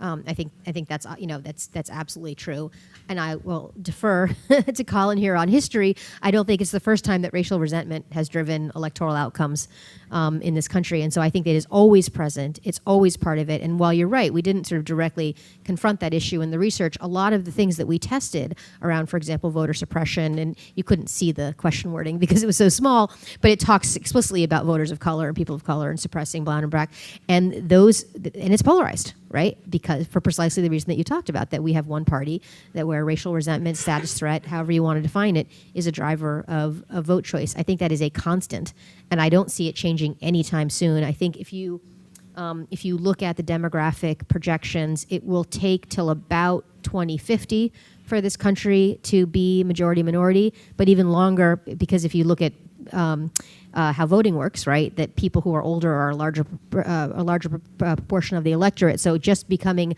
majority minority in terms of U.S. population doesn't mean the electorate is majority. So that's even later. And in fact, in some of this work I've done, Republicans can win without winning the popular vote till about 2036, right? Just based on pure projections around demographics. Now, 2020 upended those projections a bit because of the decline of Hispanic support for Democrats. And so I don't know how that would change. It might mean 2040 that Republicans can win without winning the popular vote. So you're absolutely correct. We don't have great solutions. If anything, I think we're going in the wrong direction. If you look at the big sort and how people are self-segregating, people don't, have friends who are of different parties than them anymore. Many people don't have friends of different races or friends who are gay and lesbian. So I don't have an optimistic thing to say to you about it, except to say that you're right, and it is a feature, not a bug, of our political system. Yeah, I would largely echo the same. You're absolutely right, but in a sense, it's not new. I mean, this ethno-nationalist authoritarian strain is one of those dominant themes, and it's come up over and over again, right? The whole rise of this, the 1910s and 1920s, was fueled by what? Fueled by the mass immigration of the new others, right? In a white Protestant country, suddenly there are all these Catholic and Orthodox Christian people and Jewish people from Eastern Europe and Southern Europe, and oh my gosh, the world's spinning out of control, and they're going to be devoted to the Pope, not the Republic, and they have to be othered, and we have to have laws against them. We have to stop this immigration. We need to pass a immigration act with quotas that specifically stop those people from coming and make sure that only Anglo-Saxon Protestants, preferably from Scotland and England, come. That's what the act said. That was its whole purpose, right? So we've been through this again, right? And again and again. History doesn't repeat itself, but it rhymes. And this is, in fact, the expected playbook you would have. And yes, what fuels it is we're becoming more diverse again. We've reset what normal is, and now there's more people from other parts of the world who are the new other to be worried about. But it's the same playbook which the ethno-nationalist authoritarian strain of our civic culture has always tapped on, and it's seizing the moment again. Thank you. So let's go to our... Sure. Fascinating survey. Anna and also Colin, question. How do you account for the fact that if 3/4 of the American people support taking dark money out of politics, we get no legislative traction? Is it following the money, or is it simply the fact that certain types of legislative reforms like gun sense, modest gun sense legislation cannot get traction either? I mean, I think that a lot of the polls, when you have people polled, like, the Pew Research Institute goes out in the world and says, do you like how democracy is going? And a lot of people say no. And in fact, it's because of this kind of stuff. People committed to democracy, many people in this room would probably say, yeah, American democracy is not going so good. And it's that you don't have things that are widely popular and pass the policy test, managing to get through the system. So yes, that's a problem. Part of the explanation is the balkanized character of the country from the beginning, right? The bargain of the Constitution to get these regional cultures together was they didn't trust each other, they didn't want to be dominated by each other, so they created this system of checks and federalism on top of checks and balances of government and the Electoral College and all the rest to make sure that one regional culture couldn't lord over and force things on the others. But it also, because they didn't foresee, for some reason, the existence of parties, once you had a two-party system in there, suddenly it becomes very difficult to pass lots of things, much more so than in a parliamentary system. So the heritage and legacy of that balkanized bargain is part of the reason that things have such a hard time and have so many chances to be blocked, which powerful special interests, that gives them an advantage when they have so many at-bats to stop something along the way. I would just add that we have a constitution that has allowed for minority rule. And so you have a situation where you have a 6-3 Supreme Court that is going to overturn Roe versus Wade, even though anywhere from 58 to 65% of people in this country, including about a third of Republicans, oppose overturning Roe v. Wade. And I think, the hope, and obviously you have to have organizing behind the hope, is that when you get too far ahead of public opinion, that ultimately it breaks, right? There's only so far you can go. That's the hope. I don't know that that's true, because I do think the money machine in politics, especially on the right, is so, and the siloed communication and the misinformation and disinformation coming from the right is so powerful that people are living in like different realities. And so I don't have a good answer on how we overcome this issue, but it is clear that the Constitution has set us up. It didn't happen in the past, but in the moment we're in, where the minority can rule and be at odds with where public opinion is. So I was just wondering, you touched briefly on the idea of democracy reforms and how they're more of a partisan issue. As they're becoming more concentrated by members of the Democratic Party, and they're talking about them more, are people likely to become more educated or simply more polarized? That's a good question. I don't know. I mean, I think for Democrats have a real struggle on figuring out how to talk about these issues, because I think that there was a belief that was quickly dashed that January 6th would be sort of a 9/11 moment, that sort of changes the way we think. It's like an exogenous shock to the system for voters. I mean, it wasn't exogenous, it was internal, but, for voters, it's like, oh my God, look at what just happened, and which sort of shock people into thinking differently about our democracy. And that didn't really happen. And there's a ton of research on this, but people view it as a somewhat isolated event of crazy Trump supporters, and they should all go to jail. They shouldn't, it's bad what happened, but it's not seen as a part of a larger systematic assault on our democracy. And so if you are a Democrat running for office right now, are you going to talk about inflation or January 6th? You're going to talk about inflation, right? So you've got one major party that's in a very different place than the other major party, and one major party is talking about the big lie, particularly in these primaries, and there's going to be a bunch of Republican nominees, into November who are running on the big lie, and you've got Democrats who aren't really talking about it, in part because it just doesn't get a lot of traction with voters. And if you're like fighting for your life, which Democrats are, to get reelected, you're going to talk about gas prices, right? Or you're going to talk about Roe versus Wade. It's very hard to insert this democracy conversation into campaigns. Very, very hard. Thanks so much for the very insightful commentary on what's going on now. But I have a question about something that's sort of been touched on but hasn't really been addressed directly, and that is, what do you think the role of fear, anger, and emotion is in people's votes? Because I think that it's a much bigger factor than any of these policy issues that we're dealing with right now. You see it at every level, from the most local all the way up to national politics. So could you touch on that a little bit and what you've seen? I'd almost defer to Doug as a political scientist on this, but I think that political science is pretty strong that most people are voted based on passion and fears and inspiration. It's not all a logical, rational argument. And in part, that's a good thing, right? If we were all voted like Vulcans, right? Vulcans would be categorized in the DSM-5 as like sociopaths, right? You wouldn't want to go down that. You want to have moral sense and the like. But that's, the weight is much more strongly on those passionate issues. Maybe Doug probably knows his literature better than I do, but... Well, I should defer to Anna. I would just say one thing, and it does pick up on something that was mentioned earlier about 2016, 2020.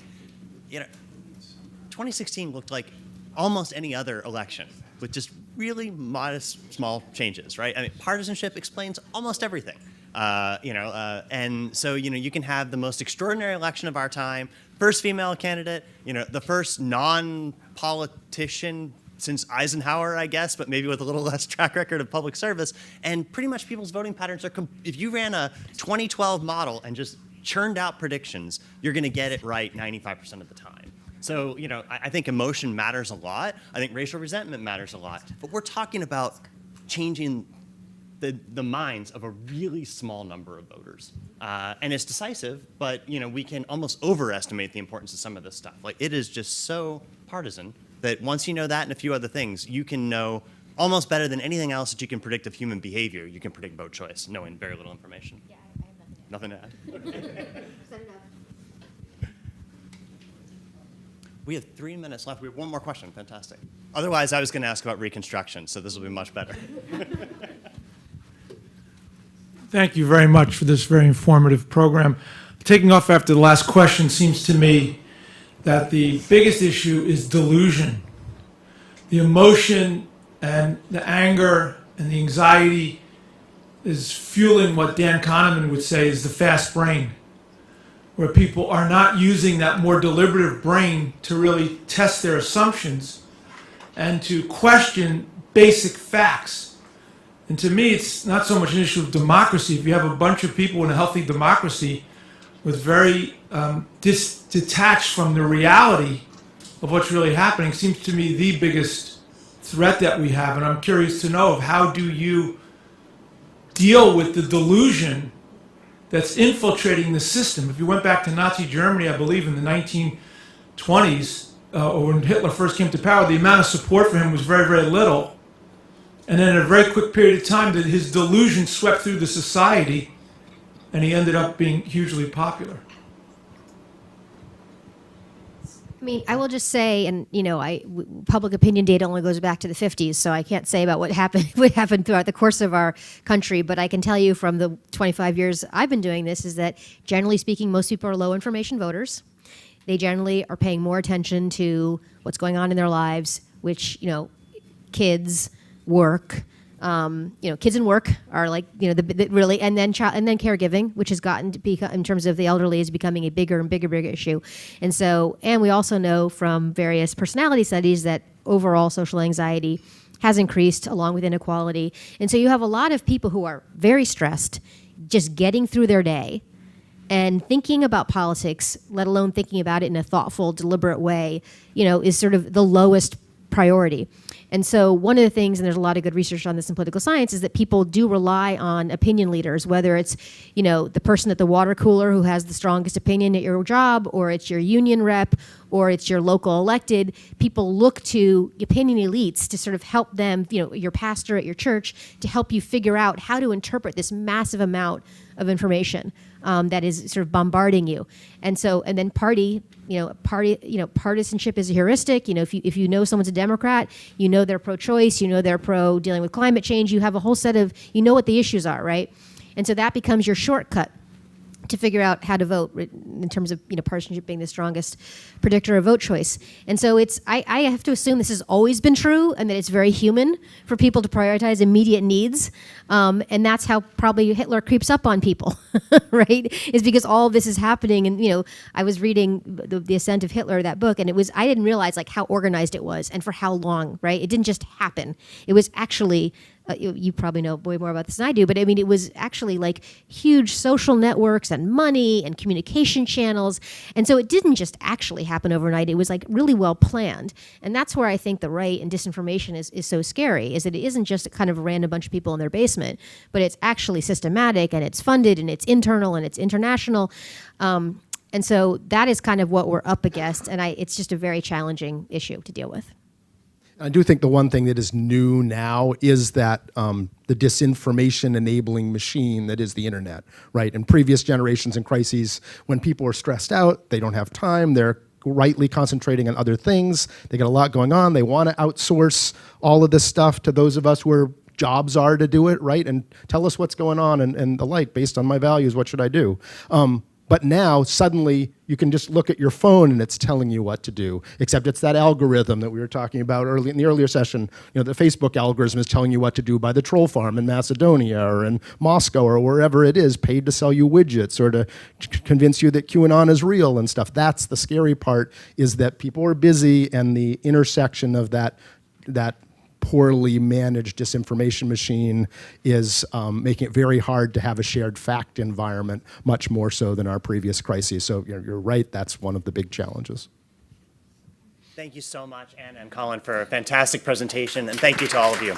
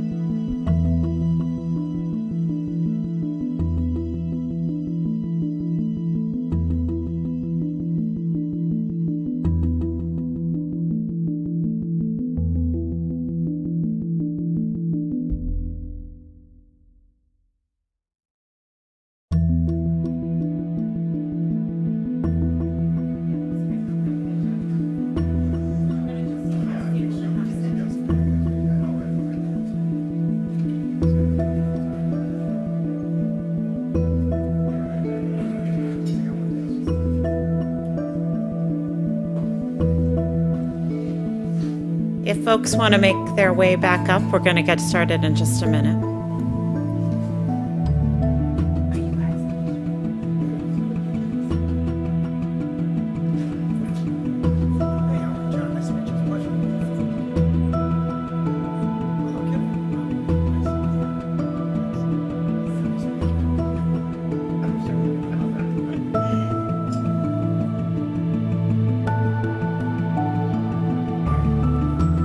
Okay, let's go ahead and get started. It's my great pleasure to begin by introducing Congressman Peter King, who's going to moderate our next segment. For 14 terms as a congressman representing New York South Shore, Long Island District that includes part of Nassau and Suffolk counties, Representative King achieved a record of legislative successes while serving in many key roles, including chair of the House Homeland Security Committee, where he oversaw congressional hearings on domestic terrorism. He was a ranking member of the Subcommittee on Emergency Preparedness and served on the Financial Services Committee and the House Permanent Select Committee on Intelligence. Throughout his distinguished career in public service, Congressman King cultivated bipartisan relationships with influential voices in Washington. Some of his most significant legislative successes included the continuum of 9/11 legislation, including the 9/11 Health and Compensation Act, as well as Hurricane Sandy relief funding.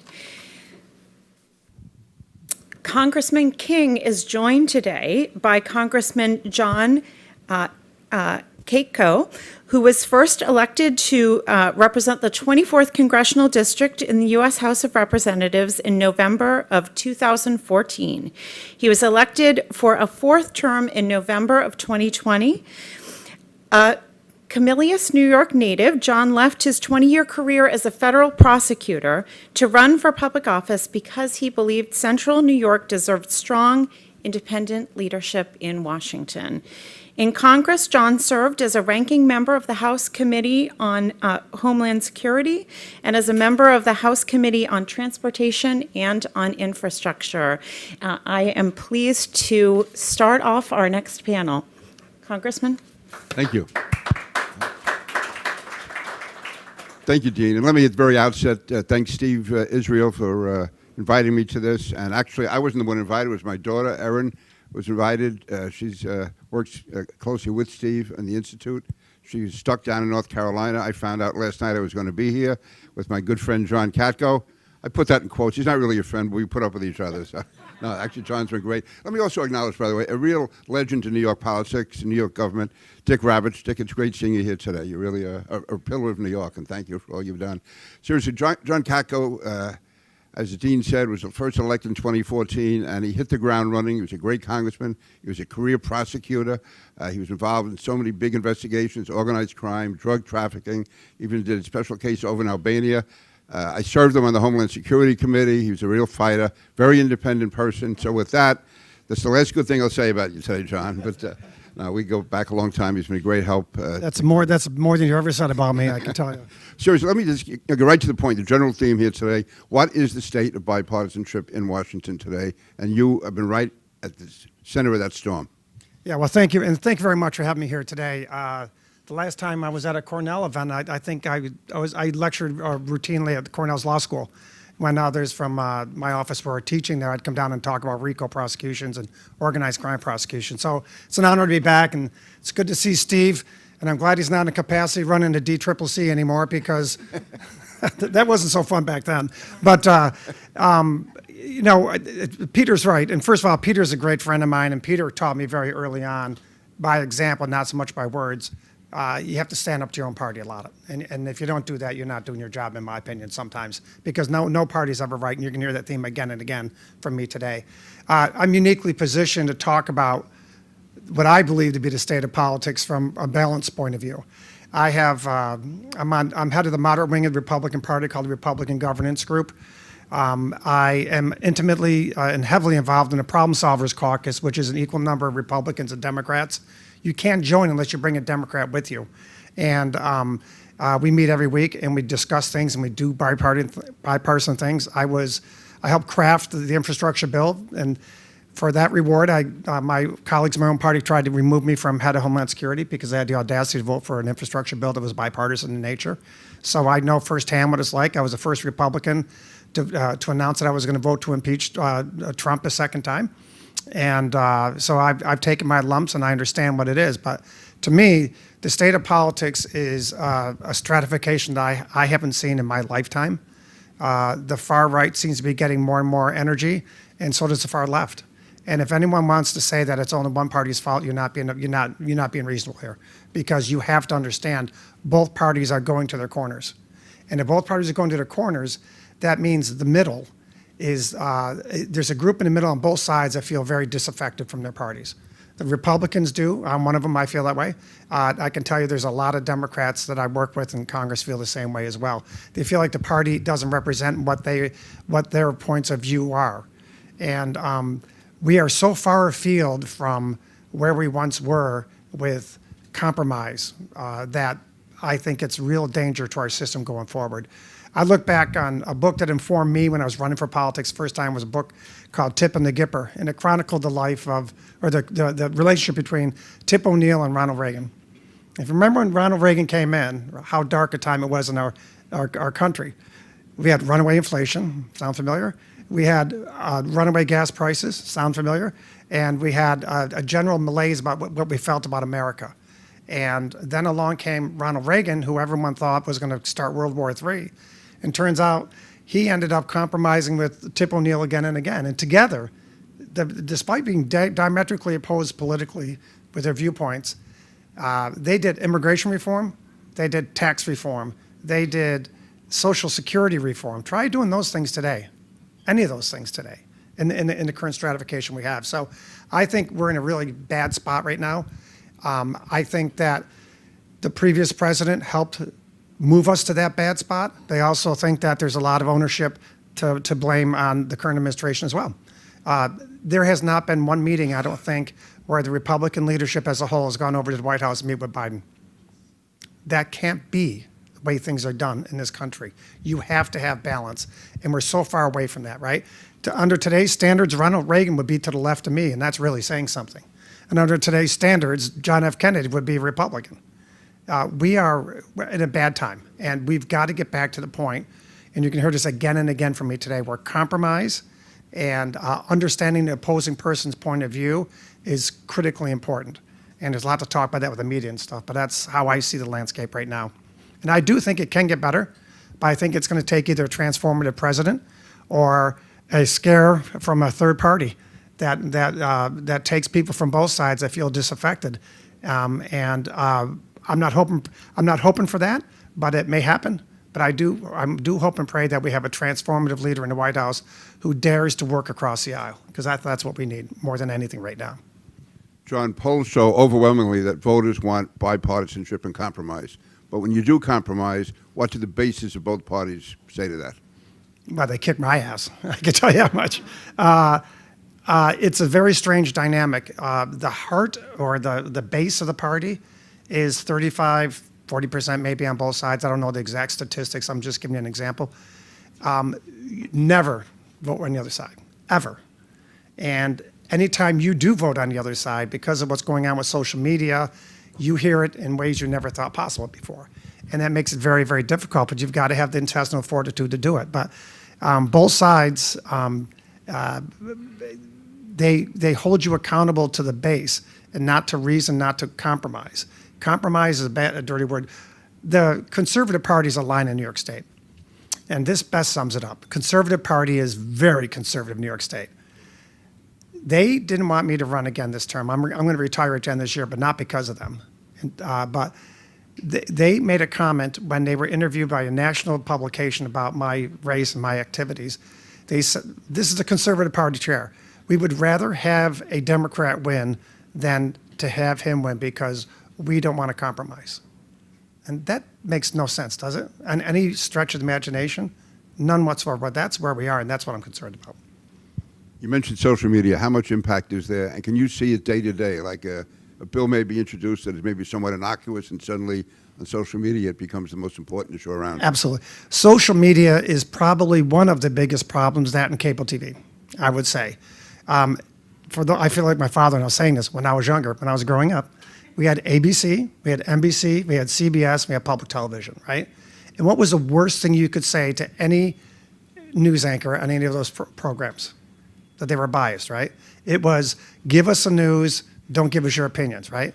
And now that's all we have. So if you have an itch that's a far left itch or a radical itch or a right-wing extremist itch, you can go to a place on the internet or you can go to a place in the media and get that itch scratch pretty much continuously without having to hear an opposing point of view. And that, I think, conditions people to start thinking that they are always right and you are always wrong. And their opinion's the only one that matters. And so when you in Congress vote other than the way they like, not only do they voice their displeasure, the internet allows the cowards to threaten you, threaten you very seriously. I can't tell you how many times, I've had more threats now in Congress than I did as a federal organized crime prosecutor going after the worst criminals on earth. And I had to move my family out of my house a couple of times as an organized crime prosecutor, but after my vote for Trump on January for impeachment, I had an armed guard in my home 24 hours a day for 7 days a week for a month. My wife went out for a walk with our dog. We had to have armed guards when she went to the store. It's pretty crazy because of a vote. If you disagree that much, and so what the internet's doing is allowing this to really flourish. So you have a vote that's innocuous. For example, post offices, naming a post office, right? We had one last week, a federal judge over 35 years, right, in Miami or Florida somewhere. They want to name a post office after him. Who cares, right? They want to do great. I'm all for it, right? Somebody found one of his opinions where it seemed like he was let a bad guy out of jail too early. And so therefore the vote almost went down. Can you imagine that, Steve? That's what's going on now. And so the internet is fueling a lot of this disconnect and discontent. And the last thing I'll say is some people are in Congress now on both parties that couldn't care less about legislating. They care about one thing and one thing only, and that's clicks. How many followers do I have? How many people are following me? What can I say that's so outrageous that I will get more clicks? What can I do to get in front of the camera so I can get more followers, so I can have more power? And whether you like it or not, AOC's got a lot of power. Not because she's lit the world on fire from a legislative standpoint, she hasn't. She's got power because she's got followers. Trump has power because he has followers.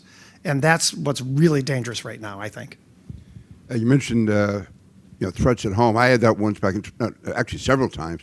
Back in 2018, my house was surrounded by cops with long guns. Mm-hmm. We had demonstrators coming in from all over New York, up and down the street. And then a guy across the street puts on his speaker playing God Bless America, so we have both sides going at each other. And my wife is home alone. I was very courageous down in Washington, and she's there. He's hiding under his table in Washington. That's great. So no, it really is, to me, this whole deal of going to people's homes, tracking them down. To me, your public record should be your public record, and you deal with it that way.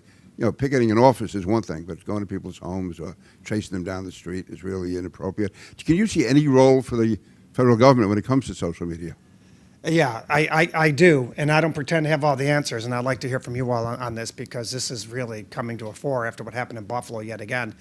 But the internet has, I think, unlocked a lot of the latent tendencies of some really bad people and some really twisted people in ways they never were able to do that before. And they get inspired in ways that are very different. Like I'm on Homeland Security, and trying to figure out where the next needle in the haystack is, who's going to pop off, and how do we stop it before it happens.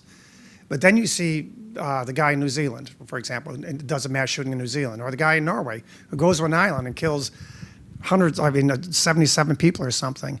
And then you see the guy in Buffalo who's inspired by them. And how's he inspired by them? Because that content is on the internet, right? And then during the shooting, he had it live streamed. And it took 2 minutes and 45 seconds for that to come down. So I think we need to, there is a fine line, and you all know it, especially in academia, of where is the First Amendment intersect with public safety. You can't scream fire in a movie theater, right? So where is that intersection in these modern times? And that is something I think we need to examine and have more discussions on. We need more hearings on. Was there an algorithm? These people are brilliant. I heard some of you talking about an algorithm earlier. Where was that algorithm for that online company that allowed him to post that video, why did it take him 2.5 minutes? Some people thought that was pretty good. They got down in 2.5 minutes. I think with the algorithms they have now and the smart people out there, is there technology that would allow that to stop quicker? And the far left thinks, and I heard this earlier, that disinformation is a big concern. Well, the far right feels that censorship's a big concern. And they're both right, and they're both wrong. And we've got to understand that. And I think we've got to have the discussion, where does free speech intersect with, screaming in a fire in a movie theater in modern times? And I think we aren't there yet. And this Buffalo thing is really troubling, because not only did he post that online, somebody posted his manifesto 3 hours after the murders. So someone was complicit in that and posting his manifesto. So this guy, I can tell you, I prosecuted a guy who killed 8 people. I convicted him of 8 homicides in Puerto Rico, but he probably killed a lot more.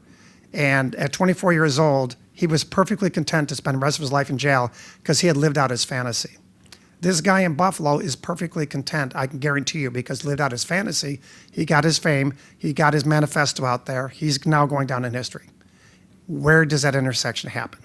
And that's the discussion we got to have. And I don't pretend to have the answers, but I do think we need to have the questions asked. And some people say get rid of their liability protection. There's a section 230, I think they called, that gives internet companies liability protection. Should that still be there? Or should there be private rights of actions for people if the internet companies are posting content that leads to problems? We got to. Those are tough issues, and I don't pretend to have the answer, but we need to have the discussions. Steve and I are far away from Washington now. What is the conversation down there about Twitter, Elon Musk, and that whole controversy? I kind of touch on it, disinformation on one side versus censorship. A lot of people on the right think they're being censored, and to some extent they're right. You've seen that since Twitter, since he took over Twitter. But if you think about some strange things, listen, you know how I feel about President Trump, the ex-President Trump. He's not on Twitter. Taliban's on Twitter. That makes sense, right? And why is how Taliban abuses women and has the worst human rights abuses around? They're on Twitter. And so how does that make sense? On the other side, disinformation is a big thing. The election fraud theories is the biggest bunch of bullshit I've ever seen. And yet people are adamant that there's election fraud and that no election is valid anymore. And so there is disinformation, and Democrats are right. But there's also censorship, and Republicans are right. But again, I think that it's a discussion we got to have, and we got to recognize that, going back to what I'm always saying, and I always say this again and again and again, one side's not always right and one side's not always wrong. And you've got to recognize that both sides have dirty hands in this right now. You're the ranking Republican on Homeland Security. Yes. The whole question of the disinformation board was... Yeah, well, listen, they were doing work in this area before the disinformation board came out. And if anyone here is in the business arena, I think you would all agree that was the worst marketing campaign ever on the rollout of a new product. That they couldn't have rolled out any worse from a marketing standpoint, right? But there is disinformation out there. Like I can tell you from the Homeland Security realm, we have been dealing with disinformation in the electoral arena for several years now. And it started with quote unquote Russian disinformation, but disinformation as a whole. Russia clearly will get into election time and they will start posting content that is designed to be inflammatory and divisive and what have you. But there's also many people in my party that do it, right? But there's also people in the other party when Trump was elected claiming that the election was rigged. So disinformation abounds. And again, it's the intersection with the First Amendment. But if there is stuff that's clearly and unequivocally wrong, we have corrected it, right? Homeland Security, like some election stuff they did with in what we call CISA, the Cybersecurity Information Security Agency, Infrastructure Security Agency. They have issued communiques and statements correcting disinformation out there. I think that was their intent, and I don't have any argument with that. But to the way they rolled it out, the lack of clarity in what they said it was going to do led to a lot of speculation and also led to a lot of consternation. You saw the person who was appointed to run it was a political appointee. And you're like, okay, if a political appointee is going to be running a disinformation board, that sounds kind of Orwellian to me, right? What are we doing here? Is that something they do in a dictatorship, or is that something we do in America? It was very poorly rolled out. I understand the intent. I respect the intent. There are obvious times when you can correct disinformation. You should, but where is the governor on this disinformation board? From the name itself on down, it was a disaster. So that's why they took the pause. They heard it from not just one side; they heard it from both sides. And if they come back with something more reasoned, I'll definitely take a look at it. But I think it was right to take the pause. On something like this, does either side talk to each other on the House floor? I mean, listen, all of us were never great friends, but people would talk on the floor. They were walking back and forth to vote. Like, did this come up, say, hey, we understand what they're trying to do, but it's not a good idea, or it's basically a good idea, but we got to change it? Was there any of that back and forth? No, I mean, the back and forth that was a hallmark of Congress is largely evaporated. There is very little input from who's ever not in power about what the legislative agenda is, who is in power. We were guilty of that, and the Democrats are now. There's very little back and forth anymore, and that's extraordinarily unhealthy. And so I really knew nothing about this until it was announced, the disinformation board, for example. Even though you're the ranking member? Even though I'm a ranking member, yes. In fact, there's a lot of people within Homeland Security didn't know about it until it was announced. Right. So, but that's not to just say that their fault. We did the same thing, and it gets back to what I was saying earlier. We need dialogue and engagement. And I delivered a commencement address for Lemoyne College Sunday, and I made all the kids. I said, raise your hand if you've ever been in a person relationship or with anyone. Okay, raise your hand. Okay, now raise your hand if you ever got 100% of what you wanted.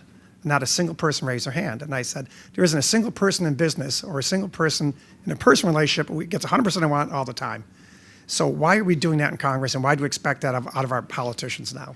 And that's what we've got to get past. And right now in Congress, if you're in power, you hold all the trappings. If you're not in power, you don't matter.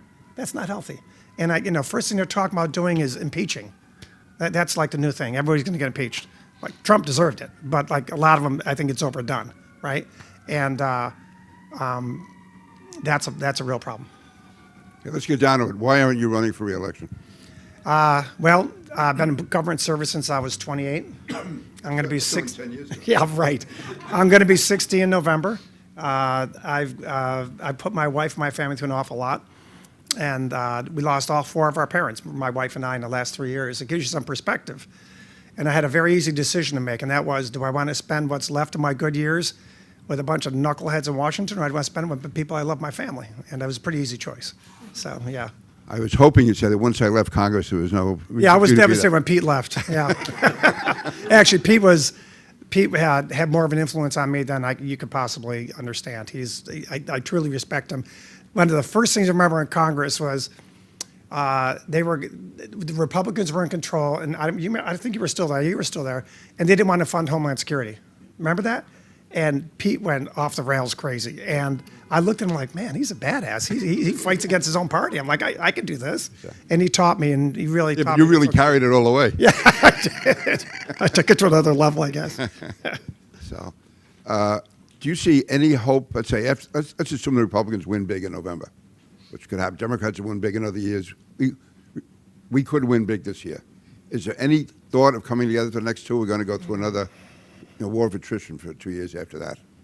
My opinion, and I'd like to hear from you all on this as well, is we need someone in the White House who is going to drive the compromise train.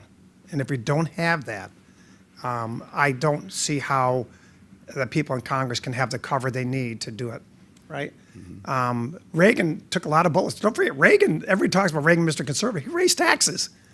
And he did it because he knew he had to save the economy. If you want to see a good book, read James Baker's biography and talk about the years with Reagan and how they work with Tip O'Neill. I mean, could you imagine that today, Steve? It's crazy.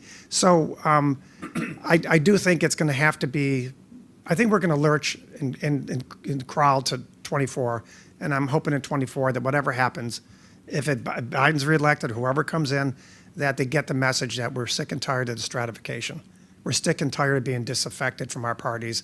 And the loudmouths on the far end of each spectrum are not representative of the vast majority of Americans. Middle America is disgusted. We just want to be able to have a working wage. We want to be able to be safe in our communities. We want to be able to look on the world stage and understand that we're a power that people are afraid of, and therefore peace is generated. We want to make sure that everybody has a fair opportunity, and that racism and the racist tendencies are tamped down. That's what people really care about, and you need someone to talk in those terms, In Congress, on foreign affairs, you mentioned foreign policy. Right now with Ukraine, there is general bipartisan support, but certainly I see it among Republicans. Some Republicans have the isolationist view. Is that showing itself in the Congress? Yeah, they started voting against aid to Ukraine. I'm like, well, take a look at World War II in 1938, 1939, and 1940 when we sat on the sidelines and didn't do anything. And then let Hitler grow and grow and grow. His army wasn't strong at the beginning. It got bigger and stronger as it went, and they got more battle hardened. Do we want that to be Russia? Do we want Russia to then go into one of the NATO countries and we have World War III? Or do you want to give the arms to Ukraine now and let them defend themselves? They're doing a damn good job, and we should let them defend themselves. And I have my daughter-in-law's family's from Odessa, and they got out of there just in time. So I firmly believe that there is some strands of this isolationism, which is myopic. And if you look at World War I, that's what happened too. So be smart.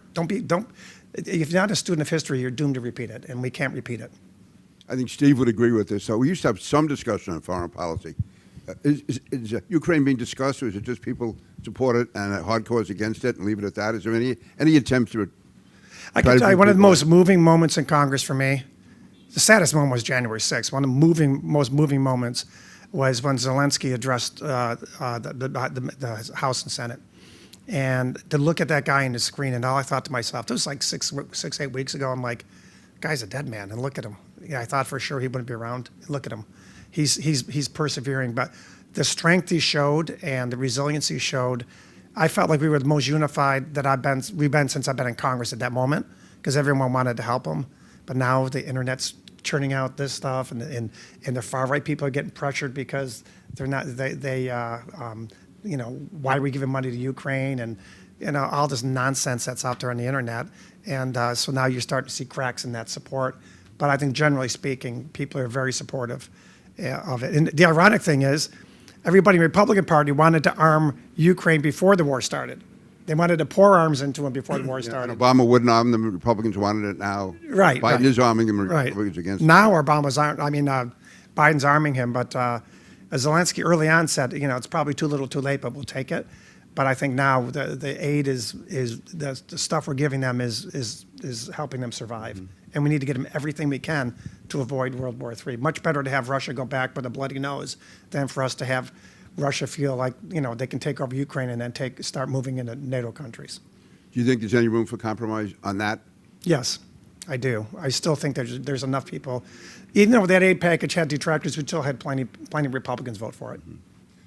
To a dark day in American history. You were there on January 6th. What was it like? Steve and I watched it on television, I guess, but you were there. It was far worse than anything you saw on TV or anything you heard about. It was much worse. And it was the saddest day that I've ever had in my life, probably one of the saddest days. And quite frankly, for me personally, the saddest thing was when things calmed down, went to the Longworth cafeteria around 11 o'clock at night. And there was hundreds of Capitol policemen there. They were scratched and bruised and battered, and they blood all over them, and they were like they'd been shot, been through a war, which it basically had been. And then to walk over to Capitol, you could feel the glass crunching under your feet, and the Capitol was trashed, and there was blood from where the woman was shot. And I sat down, I said, okay, this is our moment. This is our time to unite in a way we hadn't been. And just a certified electoral college votes and stop this nonsense. And it was almost like when the speeches started again from our side, it was almost like the Capitol, the insurrection had never happened. They started right back with the ridiculous, divisive rhetoric, and I just thought what a disrespect that was to the institution. Made me sick to my stomach. Profoundly affected me. It was terrible. Now, the Senate voted almost unanimously to accept the election. It was the House that continued to resist. Mm-hmm. What was the interaction on the floor when that was going on? Shock and dismay and disgusted.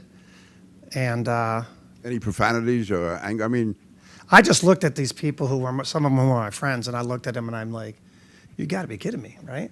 And I just went back to my office and I wept for our country, to be honest with you. It was really awful to see. And that absolutely, positively, 100% was driven by the internet. And because right now, it's you have to decide in both parties, not just mine, in both parties, you have to decide shirts or skins. Are you with us or are you against us? And if you, the hell with you if you don't, if you have a divergent point of view. So it was pretty easy for me to do the vote I did after that. You mentioned it before, we sort of passed through it, is cable TV. How big a fact is that now? For a while it was unknown, then it was dominant, but now with social media. Huge. Okay. Huge. I mean, look at, if you want a steady diet of anti-Republican venom, turn on MSNBC.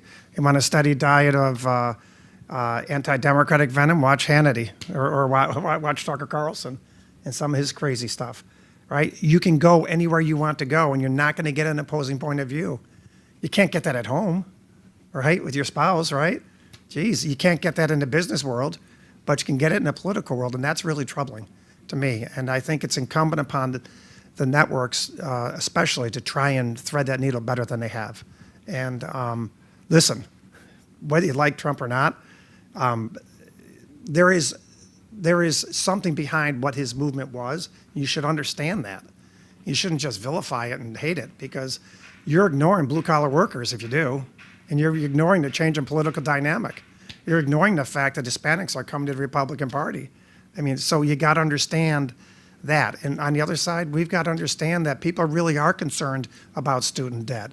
People really are concerned about the racial inequalities in this country. And people really are concerned about many other issues. And you got to understand that too. And you got to sit down and figure out how the hell to work it out. But right now, the news is not helping. I think the news is causing some of this. There's no question in my mind about it.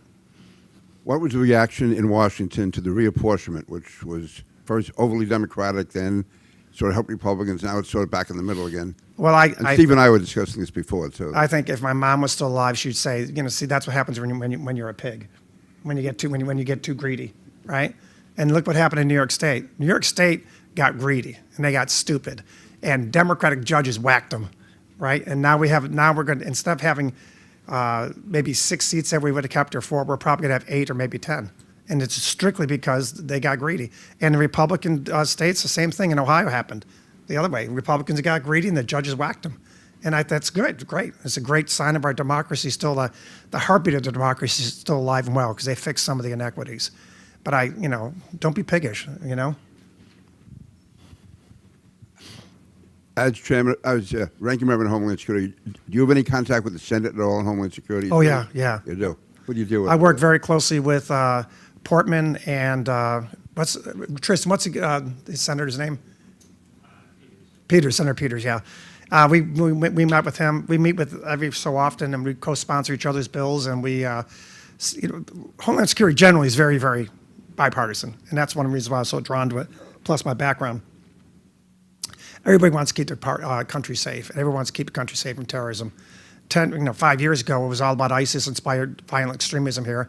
Now, the biggest threat, one of the biggest threats, is homegrown violent extremism. But I would argue the biggest threat is cyber. The threat of cyber is so ubiquitous right now, and it could cripple us at any moment. And we could talk about that for 2 hours. But so it's incumbent upon us to work together. And we generally still do work together very well in Homeland Security. There's politics creeps in, but sometimes, but by and large, we pass a very large number of bills out of there in a bipartisan manner. Now, the Lugar Institute out of Georgetown University has several times over the last several years named you the most bipartisan member of the House. What brought that about? How did that happen? I'm just very proud of it. Over the last 4 terms, they said I'm the most bipartisan. So they just came out with that. I'm like, that's exactly what I want to do when I came, and that's exactly how I want to be known when I left, right? And how to do that is practicing what I'm preaching to you all. And I don't even introduce a bill unless I have a Democratic co-sponsor first. And if I don't have a primary, if the first co-sponsor is not a Democrat, I don't introduce it. I do the negotiating up front. It's not like, here's my bill, kiss my ass, I'm not bending. It's, here's my bill, what do you think? And they're like, well, how about this, fix that, go back and forth. And sometimes it's easy, sometimes it's hard. But if you don't bend, you're not going to get progress. And Steve Scalise maintains that I have more bills passed than any freshman in the history of Congress because of that. And I've never passed a bill, almost never, rather. I don't know if there's ever one that's been passed. No, every single bill has been bipartisan. So, and I think it's a very simple solution. Force you to do it up front, and then you're going to have a better bill. Okay, now on the bipartisanship, how many rank and file people acknowledge that or realize that? Or do Republicans go against you for being bipartisan? And the Democrats say, well, it's about time we did something right? Yeah. The conservatives hate my guts because I'm bipartisan. Yeah, and that's crazy. That's crazy. Because, like I said, they don't. That's not how they conduct their personal lives. There's no way, or their business lives.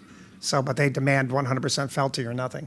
You can be 99% right with extreme elements of your party and still get hammered. Go ask Kathleen Rice in Long Island, right? Or Stephanie Murphy in Florida, two great Democratic friends of mine, who get pounded every day because they're bipartisan. How dare you, right? And it's rough, but you got to do it. It's worth it. Coming from the left, you had Elliot Engel losing a primary, Rowley losing a primary, Carol Maloney barely surviving two primaries. And that's on the left. On the right, we see the primary people. That must create real tension in the House, though. What it causes is some people, and I might be careful how I say this because I don't want to sound like I'm better than them, but I think a lot of people vote to save their jobs. I think you would admit that. And in the age of the internet, it becomes more acute because they read online, I'm getting pounded for this, so I can't vote for this.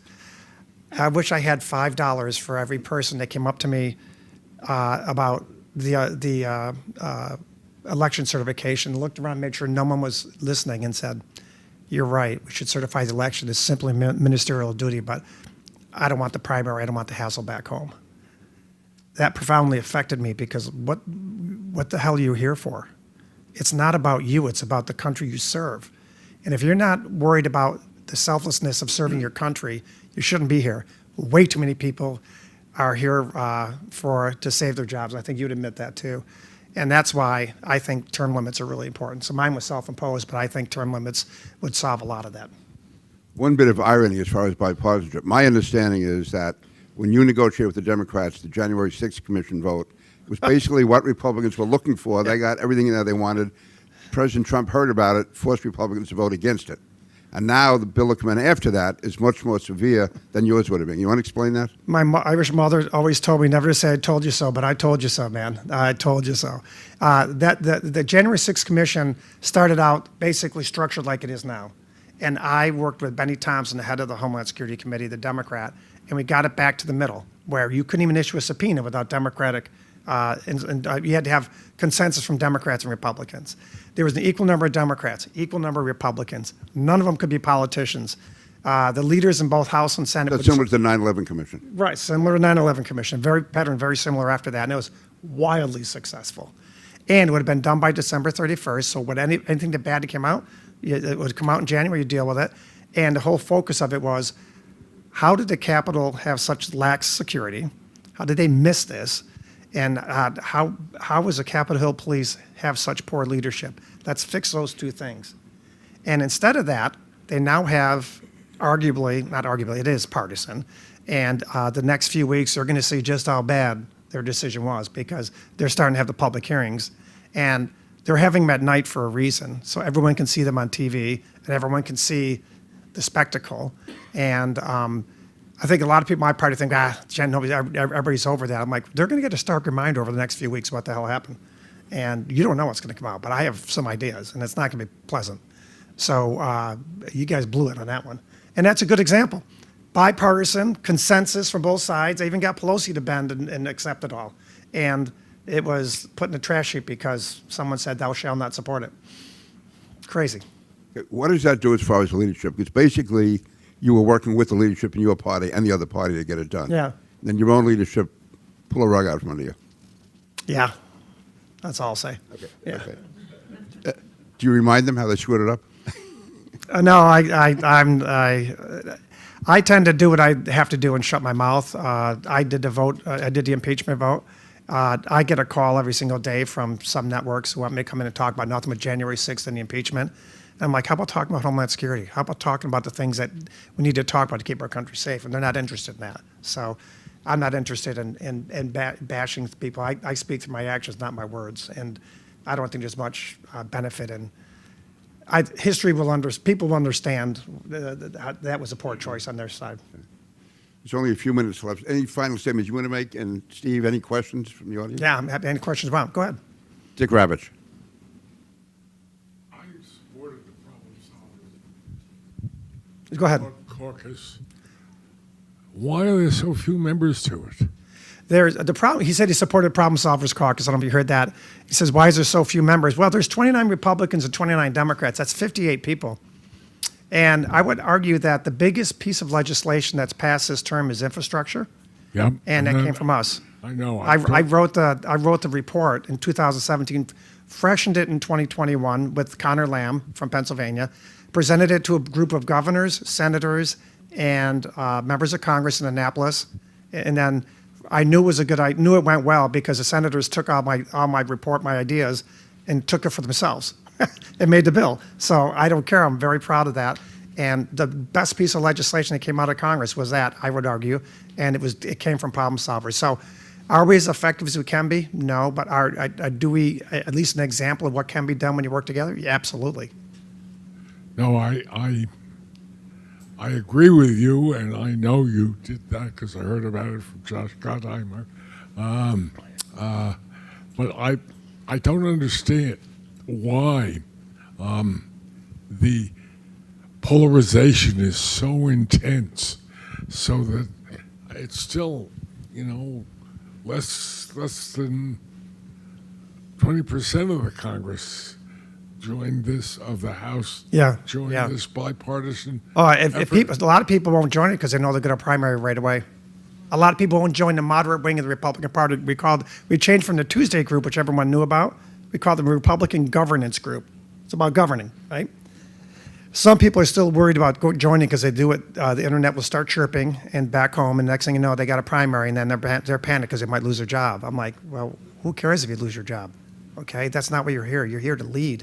You're here to do what you think is right, and that's what people entrust you for, and that's what's been lost in all this in modern politics, in my opinion. Sure, go ahead. Sad to lose a true bipartisan in Congress, but we can't miss the opportunity. What keeps you awake at night on cyber, and how would you grade where we're at? Russia and China keep me awake at night. Three things used to keep me awake. Two things kept me awake at night. One was when Trump was in office, what did he tweet in the middle of the night? And I had to wake up and deal with that crap the next day. Now that he's out of office, the other thing was always Homeland Security. Back then it was ISIS-inspired attacks and all that, and now it's cyber. China has a state-sponsored cyber arm that is brutally efficient and very, very lethal.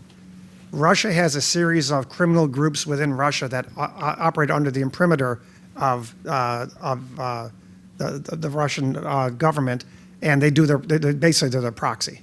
Both of them are very, very effective, and both of them, if they wanted to really do a major cyber attack on us, probably could. What we've done over the last 6 months with cyber is pretty remarkable. The private sector is working hand in glove with CISA, the agency I mentioned earlier, and the amount of cross-pollination that's going on is very similar to like the Joint Terrorism Task Force after 9/11, getting people to communicate and talk and share information and fix the holes and all that. It's growing exponentially. But make no mistake about it, I'm shocked that we haven't had a major cyber attack from Russia since the beginning of Ukraine's incursion. And it could still happen at any time. But we're working night and day to try and make it better, but that keeps me up at night because that's terrifying. If you shut down the grid in the winter, for example, right now with gas prices the way they are, what if they do another Colonial Pipeline attack on steroids? That's what worries me. Yes? Actually, okay. And this gentleman here then. Okay. A little bit off target, but essentially what you're talking about is too much ego. There's too much ego, not enough selflessness, and all I can say is, where do people learn entitlement? Where do people learn not to work together?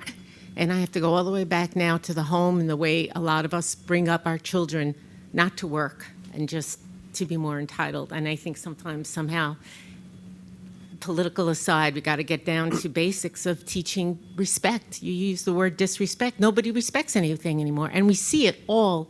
That's what you see a lot on the internet. That's what you saw Trump. Nobody respects each other. Nobody listens, and then therefore that's what's just. It got out going at up. one point. I never talk about it publicly, but now that I'm getting out of office, I will.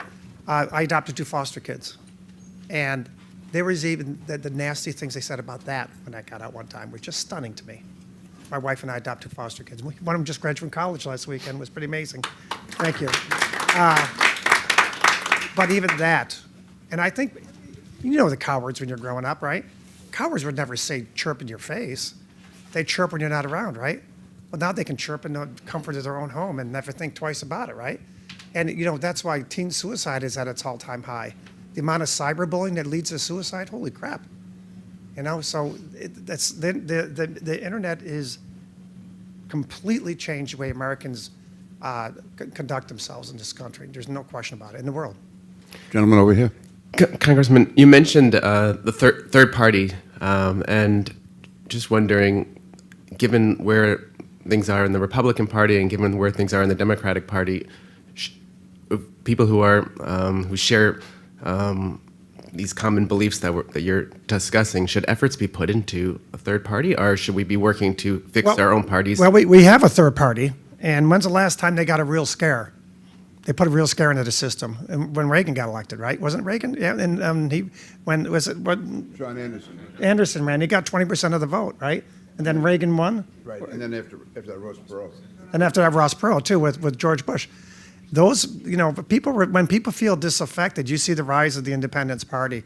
A lot of people in America don't even realize they're registered with the Independence Party. They think they're an independent, but regardless, in New York State, 1/3 of the votes, almost 1/3 are registered independents or independent. So it's already there. The question is whether they're gonna have the desire or the ability to turn it on and say, you know, and the Independence Party, quite frankly, if they had a better candidate, would probably get real traction because people are really sick of things right now on both sides of the aisle. So I'm not espousing that. I'm not saying we have to do that. So please, if you're watching the media, don't say that I'm doing that, because I'm not. But I'm just saying that is the beauty of our system, and that's the check we have, right? So if we need it, people should speak up. Absolutely.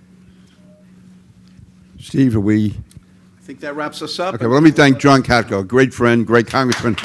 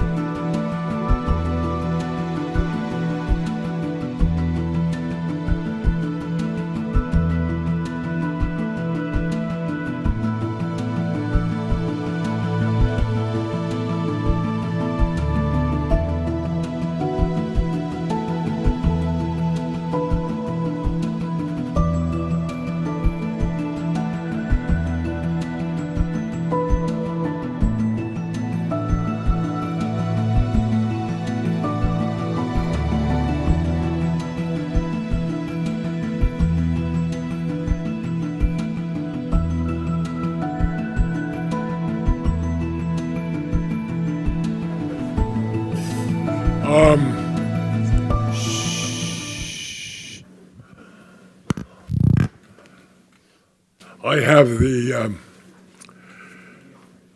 pleasure of enjoying this extraordinary day, thanks to Steve and Colleen.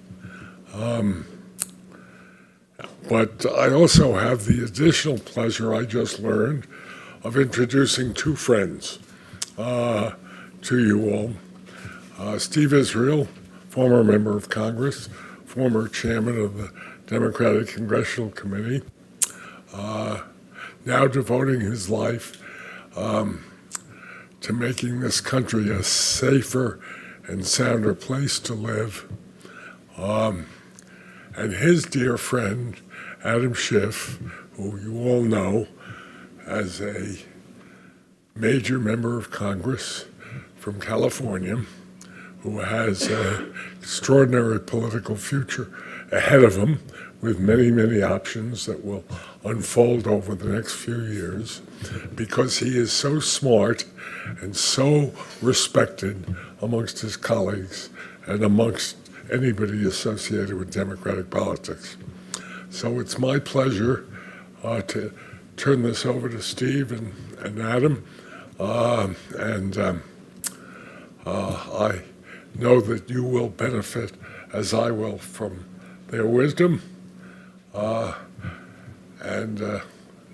Thank you for the honor of the introduction.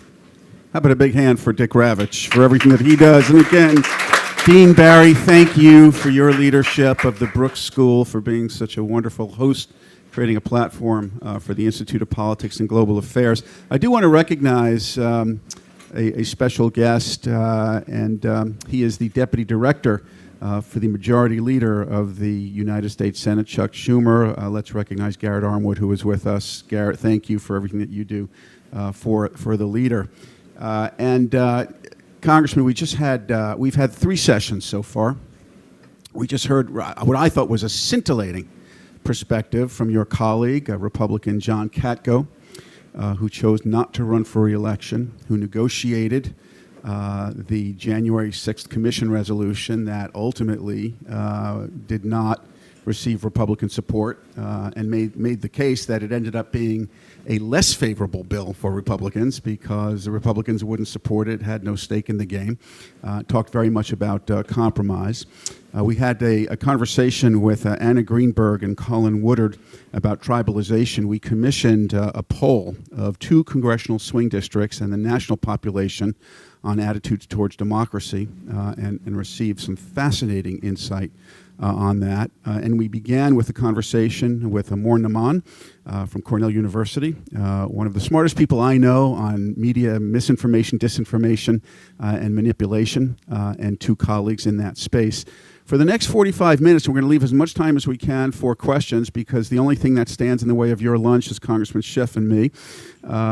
We're going to talk about the Congressman Schiff's perspectives on the state of democracy in the country, on Capitol Hill, in the Democratic caucus. And few people have more of a sense of understanding, a deeper understanding of that than Congressman Schiff, who chairs the House Intelligence Committee, who was the impeachment manager on the first impeachment of President Trump. And I want to begin the conversation, if I may, by helping you sell books. You really are a good friend. If you have not read Midnight in Washington, How We Almost Lost Our Democracy and Still Could, it's required reading. It's an extraordinary insight into what is happening. I want to begin at the end of the book. I want to just read your concluding passage in the epilogue. You write, 17 years from now, when the present is a distant memory for all but the cicadas, we will look back on this time as a decisive moment for our country, when we were at sea and our destination remained unknown, our future obscure, and the great enterprise in self-rule in doubt. Did we turn back towards the shores of our founders, or was this the moment when the clouds descended, the stars disappeared, and we became irretrievably lost? We must understand that we are not passengers on this journey, unable to steer the country we all love in one direction or another. It is within our power to take hold of the rudder, choose the future we want for our generation and grandchildren, and with the grace of God, make it so. It's eloquent. disturbing and hopeful at the same time. When we read American history, it has been left to several generations in our history to steer the country in the right direction. It was left to our founders in the 1770s, 1780s. It was left to the generation that led in the 1860s, to the generation that led us through a depression and World War II. In your view, is saving democracy the generational, one of those generational tests? Does it meet the same profound measures of other generational tests?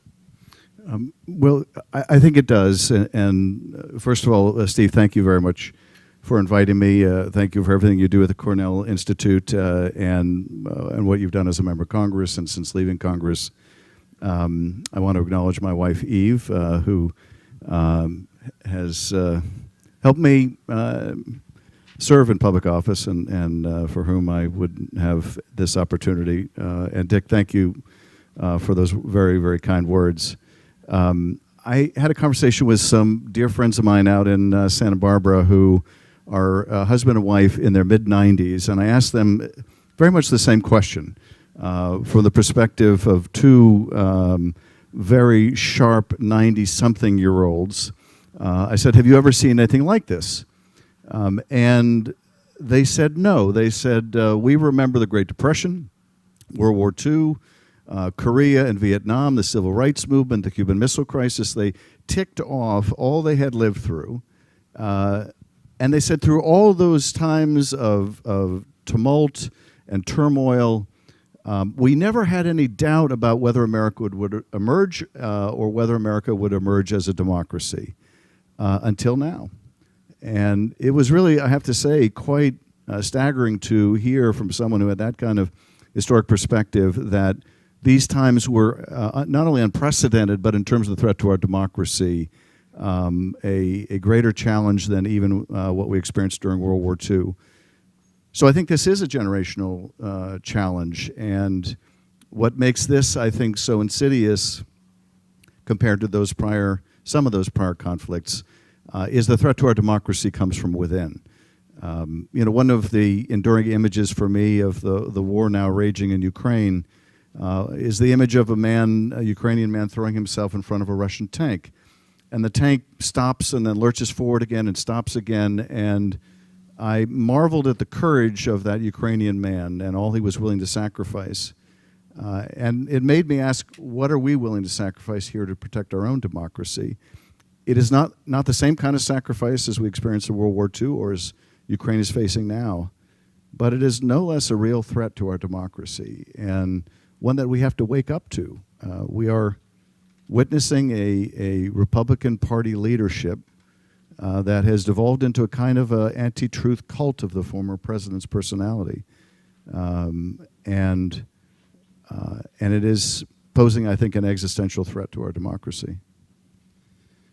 You and I were elected together in 2000, became best friends in Congress. And it seems to me that we were elected in 2000. It seems like it's an eternity ago, but not really. We were elected with people on both sides of the aisle who supported compromise, who understood that we had to meet somewhere in the middle and get things done, who were there to govern, not necessarily to run. But now, it seems not only has democracy changed, but candidates for office have changed. We have Doug Mastriano in Pennsylvania, who campaigned on the big lie. We heard that several times today, and has said that he will replace bipartisan electors with MAGA electors. There's a candidate running for governor of Georgia, Candace Taylor, who suggested death by firing squad of sheriffs who didn't meet her standard of conduct. Marjorie Taylor Greene on so many issues. Is there a race to the bottom? Do you get a sense that there is this kind of cult of personality going on? I do. We're in such an extraordinary place that about 3 or 4 weeks ago, as you'll recall, Kevin McCarthy, the Republican leader, was asked about conversations he had with colleagues in the immediate aftermath of January 6th. And the New York Times had quoted a source as talking about how he was telling Republican colleagues that Trump should resign, that Trump had admitted to him bearing some of the responsibility for the violence of that day. And McCarthy vigorously denied it, and not just said that this was false, but went on to attack the reporters, the New York Times, and how dare they, and this is just the fake media doing what it does best, blah, blah, blah. Well, the Times had the goods and released audio tapes of McCarthy saying exactly what he had so vigorously denied. The scandal isn't that Kevin McCarthy lied about what he had said in the wake of January 6th. The scandal is that if he were to tell the truth, he would be gone from Republican leadership. That you can't be a part of this leadership if you're willing to tell the truth. Look at Liz Cheney. Liz Cheney would not carry a big lie about our election, which our colleagues in Congress know is a big lie. They're smart people. They understand exactly what the truth is, and they know that what they're espousing is nothing but a falsehood that eats at the heart of our democracy. She wouldn't go along with that. She's out. Elise Stefanik put up her hand and said, if she won't tell the big lie, I'll tell the big lie if I can have her job. And, I keep coming back in these years to something Robert Caro, the historian, said in an interview. He said that power doesn't corrupt as much as it reveals. It doesn't always reveal us for our best, but it says a lot about who we are. And I think over the last 5 years, power has said a lot about the people that I serve with. And I think power has said a lot about our country and about a deep vein of bigotry that runs through the country since its founding, that is there to be tapped by any demagogue. And we are seeing in ways so overt as to really shock the conscience, an appeal to bigotry, a willingness to lie, cheat, steal, whatever is necessary in the pursuit of power or to maintain power. I never would have imagined that we would witness this, as you say, 20 years ago. It was a completely different place in Congress. I do think we'll get through this, but what we do in this moment will really determine how quickly we get through it and how much damage we suffer along the way. Congressman Katko made the point that many members of Congress on both sides of the aisle want to be elected to Congress not to govern, not to legislate, but for clicks on social media. How pernicious is the influence? How much is social media an explanation for the crazy stuff that members say? I think that there's certainly that phenomenon of members competing for clickbait. But I suspect the bigger problem really transcends just that medium, and it's the revolution in how we get our information. You and I are old enough to have watched Walter Cronkite and remember a time when Americans got their news from 3 broadcast stations with respected journalists in which there was a large body of agreed upon fact. We might differ with what to do with those facts, but we agreed that there were things called fact. And then we moved to a period where people tuned into the cable news they wanted to see to reinforce the views they already had. And now we get our news curated for us on our phones through social media. That's how most Americans get their news now.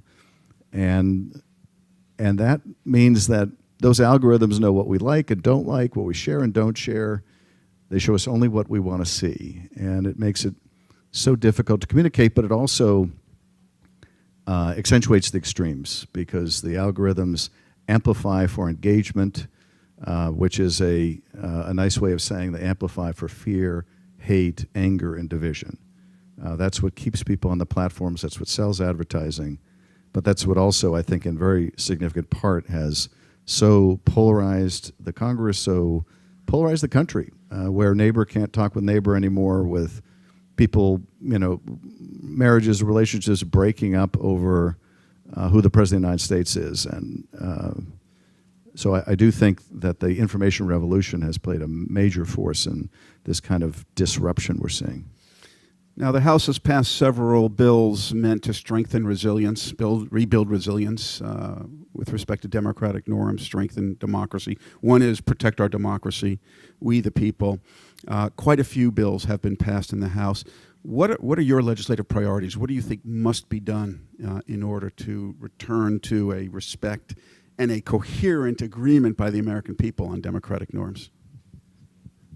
I would say there are some near-term urgent priorities, and then there are some mid-term and longer-term challenges. In the near term, I think the most immediate sort of dagger at the heart of our democracy is this effort around the country to use the big lie to usher in a new generation of Jim Crow laws, to undermine our democratic institutions, to give state legislatures, partisan legislatures, the power effectively to overturn the results of the next presidential election if they don't like the result.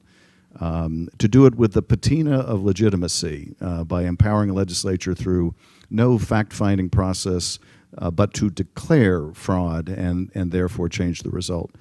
The active campaigning and support for proponents of the big lie who are pledged, as you were referring to, people like Mastriano, who are pledged basically to appoint electors not to count the votes, but to ensure the result, is the one that the party of Donald Trump wants.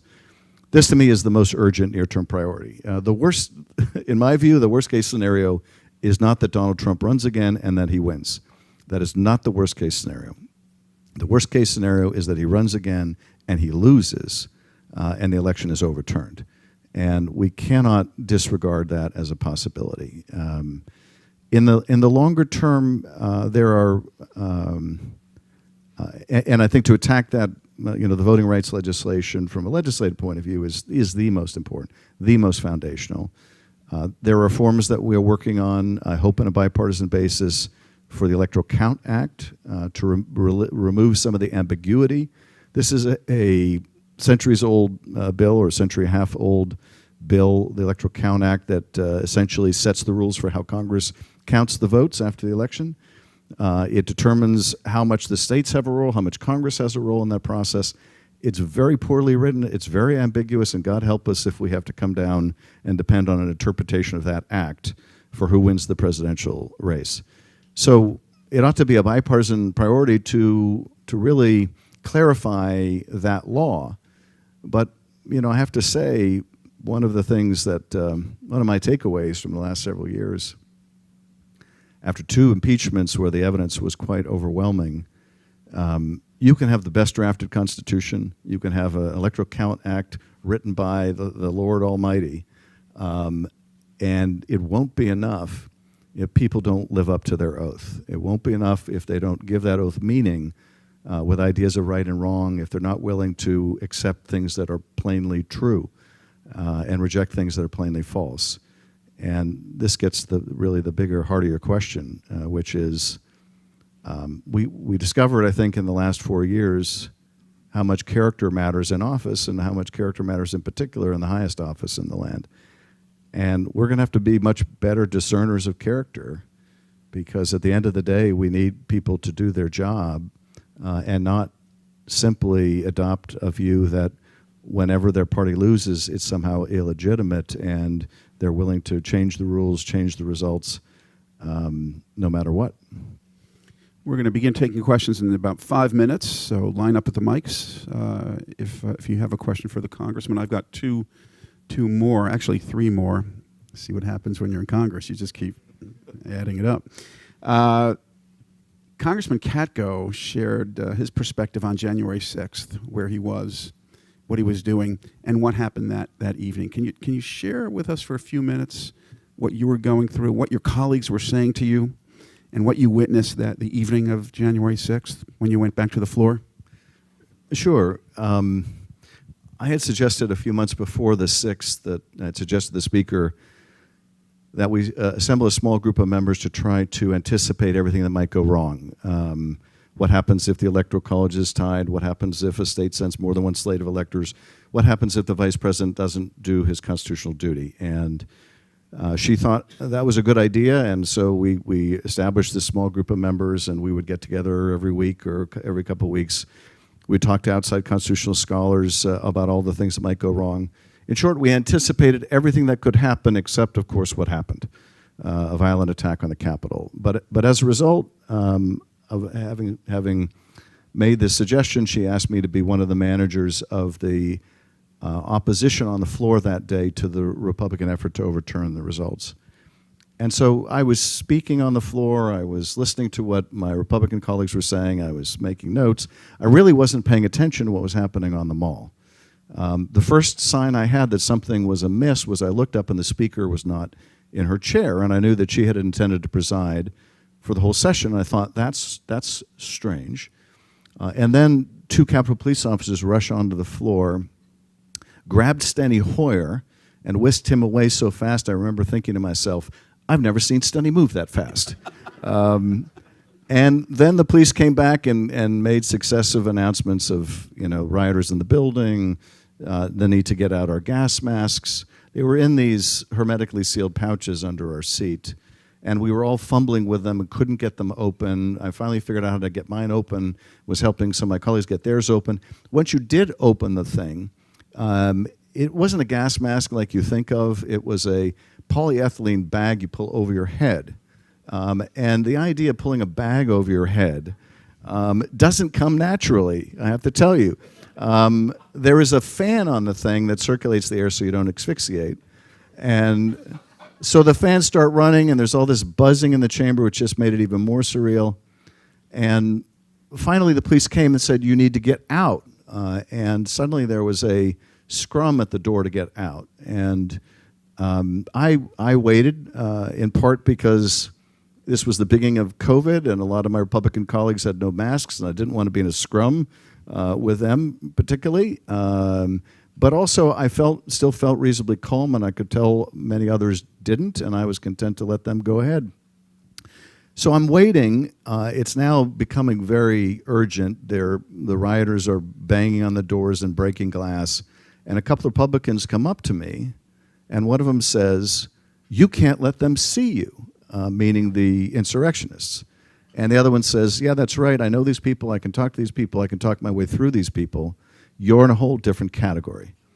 And I was initially touched by their evident concern for my safety.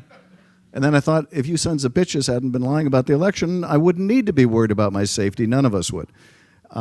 So eventually I started walking out with one of the Republican members, and he was holding a big wooden post that at the entrance to the House, because of COVID, we had these wooden posts nailed into the ground with a hand sanitizer dispenser. And he'd yanked the thing out of the floor and was carrying it like a club.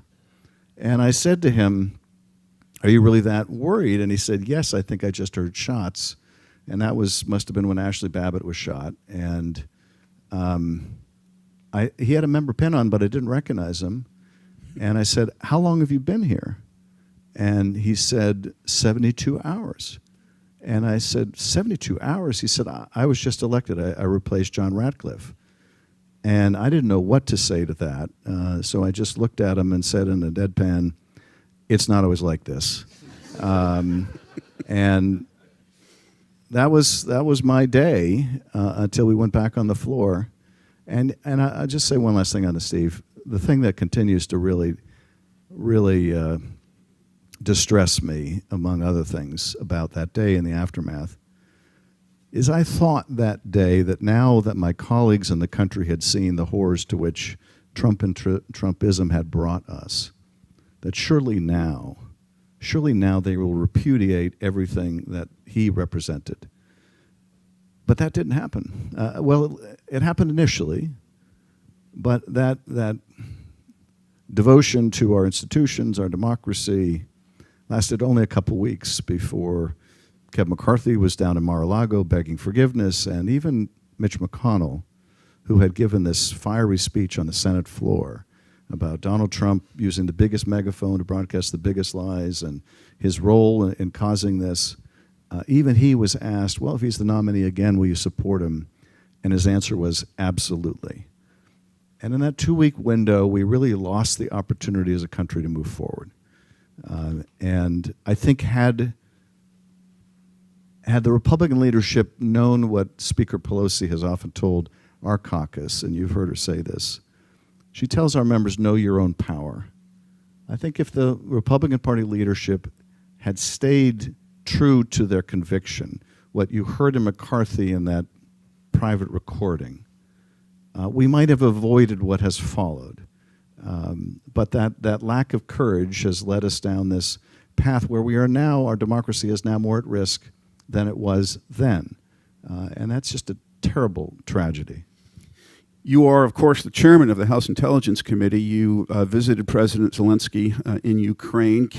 What can you tell us about what the Russians are doing with respect to cyber activities, misinformation, disinformation, media manipulation? This is something that Professor Nauman has been watching as well. This was certainly a topic of our conversation with Zelensky and a prior conversation I had with the Speaker of the Ukrainian Parliament, where I asked them about the potency of Russian propaganda. And what was so striking is they explained that it has been so effective within Russia that you will have a Ukrainian daughter calling from her bomb shelter in Ukraine, her Russian mother in Russia, and the daughter telling her mother, you've got to get them to stop. They're bombing hospitals, they're bombing this, they're bombing apartment buildings. And the mother will say, you don't know what you're saying, you're brainwashed. We're there fighting Nazis. Putin knows what he's doing. So successful is the propaganda that parents don't believe their children, even as they call from bomb shelters. And I had an interesting conversation recently with a Ukrainian Russian American about this in Los Angeles, and I asked her to explain something to me which I still can't wrap my head around, which is back in the Soviet days, Russians were deeply skeptical. It was an innate part of Russian character, deeply skeptical of anything they read in Pravda or Izvestia. They knew it was state propaganda. So why are they so credulous now? And this Ukrainian Russian American looked at me without batting an eye and said, is it really all that different from Fox and Trump's ability to persuade half the country that the last election was stolen? Propaganda is propaganda, and it can be very powerful and successful. And I think this is really key. Piercing that Kremlin firewall is really key to bringing this conclusion to an end ultimately, because right now the Russian people still strongly support the war. What turned Russian opinion in Afghanistan was a lot of Russians going home in body bags. Well, more Russians have now died in this conflict than probably died in the full 10 years in Afghanistan. And you can only suppress that kind of information for so long. But Zelensky, I had to keep reminding myself as we were talking with him that this was the same guy that Donald Trump tried to shake down. In his first major interaction with his most important ally, the United States of America, what happens with the President of the United States as he's asking for javelins, which we have seen to such great effect? The President of the United States is trying to shake him down, to get him to smear his opponent in order to get the military help he needs. And I try to think of what he must have thought at that time. As you know, he was a sitcom comedian, playing a sitcom comedian who becomes the president of his country, in a case of life imitating art to the most bizarre degree. And to go from that experience really to his first major meeting on the world stage and to be the product of, and to be the subject of an extortion plot, essentially, I thought of what opinion he must have of our country. And yet now he has an amazing grasp of the battlefield and a kind of Churchillian calm amid the chaos of war. It really was incredible to witness. Richard Solomon, and if you have questions, step up to the microphone or raise your hand, and then Stan Schumann will be next. Richard? Thanks, Steve. Adam, thanks for all you do. All I can think of when you're speaking now, Ben Franklin, a republic if we can keep it. My question goes to, sadly but clearly, we're in a post-truth world. How will we emerge from that, and will we? Well, I think we will emerge from this. I do think, as your question suggests, that among the most corrosive things of the last 4 years was the administration's constant attack on the truth. If you can persuade someone, or if you can persuade a great many people, that there's no such thing as truth anymore, that you're all entitled to your own alternate facts, then what is left but to fall back on tribe and party, and if there's no objective truth anymore, then it's really the haven for demagogues, which is why you see so many autocrats around the world attacking the press and calling them the enemy of the people. I think the revolution in how we get our information is every bit as significant as the invention of the printing press must have been. But the world had centuries to get used to that innovation, and we've had a comparative millisecond. We're going to have to figure it out. I think we'd see in some of the Scandinavian countries, for example, where they're starting to teach kids as early as grade school how to be good consumers of information again. Countries that have had a history, in this case, of Russian propaganda and the need to insulate their people from it. And I think we're going to have to do the same. We came up in an era where there was such a strong ethic, they couldn't say it if it wasn't true. They couldn't say if it wasn't true. That it's just instinctual, and it's a hard thing to realize, oh, yes, they can. And they do all the time.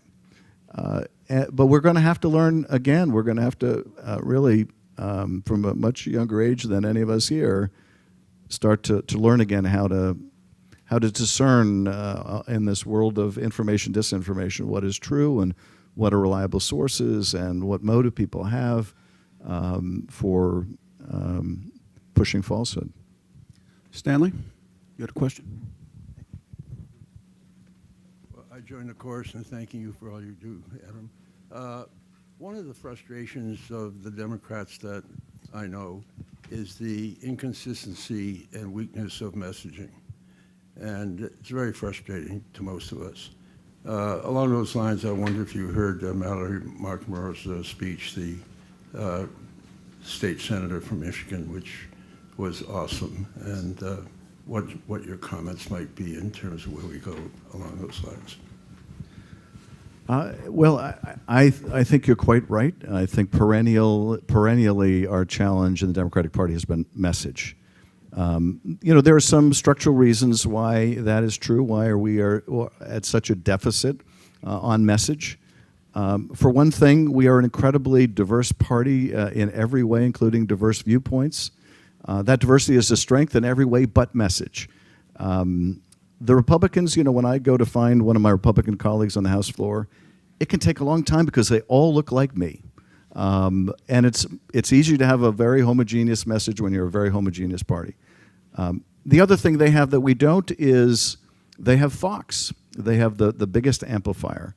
And you can say, well, isn't MSNBC progressive, and what about CNN? They're news agencies. They're more than willing to criticize Democrats, and do, on things like message or anything else. When we have our January 6th hearings, if they don't think they're good, I can guarantee you will hear a lot about it on CNN and MSNBC. That is not the case with Fox, which is essentially state-run TV for the Republican Party. So we have these inherent disadvantages, but that just means we've got to be even better at it. And I think what Democrats need to do is we need to tell the narrative of where we are as a country right now and where we're headed. And the choice that's facing us in this election. Because elections are always a choice between two different directions. Now, from my point of view, what's the most important elements of that message? I think it's in part what we've been talking about, the danger to our democracy. But I continue to think, as James Carville so memorably said, it's still the economy, stupid. And what I would like to see our president doing and our Congress amplifying our president is being out there every day making the case for what we have done and what we are doing and how the Republicans are getting in the way. And I think there's a powerful case to make. But part of that overall narrative, part of the reason I think where we are where we are, and the vulnerability of our democracy is not just the information revolution, but also the fact that over the last half century, our economy has changed in a way that suddenly it is very hard for working families to make it into the middle class. Lots of middle class families are at deep risk of falling out. And yet you have the captains of industry blasting off into space on tourist trips. And that jarring economic inequality provides just fertile soil for the rise of demagoguery. It's bad economics, it's bad for our society, and so we need also to be trumpeting a policy agenda to make the economy work for everyone. Any questions? Please. Emily, can we have a microphone over here, please? And then we have one in the back, and those will be the final two questions, and then we'll wrap for lunch. Hi, Representative Schiff. Thank you for all you do. My name is Tan May. I work for the Carter Center in D.C. I'm setting up a project there to educate U.S. policymakers on how democratic backsliding in India can affect the U.S.-India partnership. One challenge that we've encountered is that the current government of India, which has been complicit in this backsliding there, is keen to point to the U.S. government and its own issues concerning democracy as a bulwark against any criticism or interventions or remarks that the U.S. might make with their Indian counterparts. How do you see backsliding in this country making it difficult, or what opportunities are there for American policymakers to encourage democratic values abroad, given the kind of issues you've identified here in the U.S.? Thank you. It's a great question, and you're absolutely right. We've seen democratic backsliding in the oldest democracy and the biggest democracy, and you know, the fact that we have done so much backsliding ourselves makes it very difficult for us to be effective evangelists on the world stage without it being thrown back in our face. And just to give you, to me, what was one of the most pointed illustrations of this that came out of the Ukraine investigation. One of Zelensky's top advisors was having a meeting with Ambassador Volker, who was, you might recall, the U.S. ambassador dealing with Ukraine issues. Not the ambassador of the Chargé d'Affaires, but had a broader remit. And so Volker is meeting with this Ukrainian advisor to Zelensky. And this is after Zelensky has just won. And the Zelensky administration was doing an investigation of their predecessor, Poroshenko.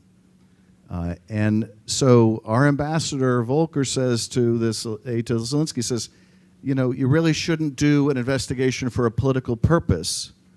You know, that's not how democracies work. And Zelensky's aide comes back at him and says, oh, you mean like the investigation you want us to do of the Clintons and the Bidens? And it could not have been a more effective rebuttal thrown right back in his face. And we do deal with this, and we are going to have to deal with this. And as President Biden, you know, it reminds us when he is meeting with our allies and talking about how America is back and we're true to our values, democratic values, the response he gets is, yeah, but for how long? Now, our case is more difficult because of our own backsliding. We still need to make the case, and I think part of making the case is by acknowledging our own vulnerabilities back home, but pointing out how we are continuing to work to perfect our own democracy and how it is a never-ending project, and even how the most established democracies can also backslide, as we see in the United States, as we see in India, and as we see elsewhere. So I think part of the case now has to be acknowledging our own deficit, our own democracy deficit. Final question.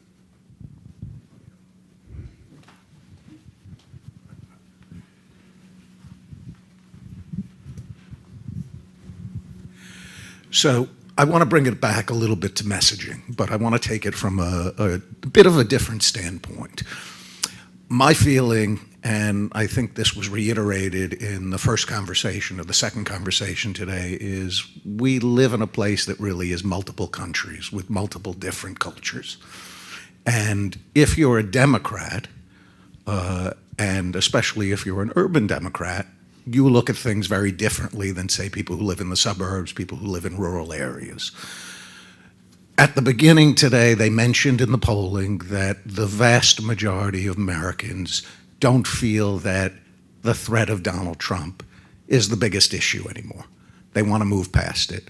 And yet you, Congressman, are arguing that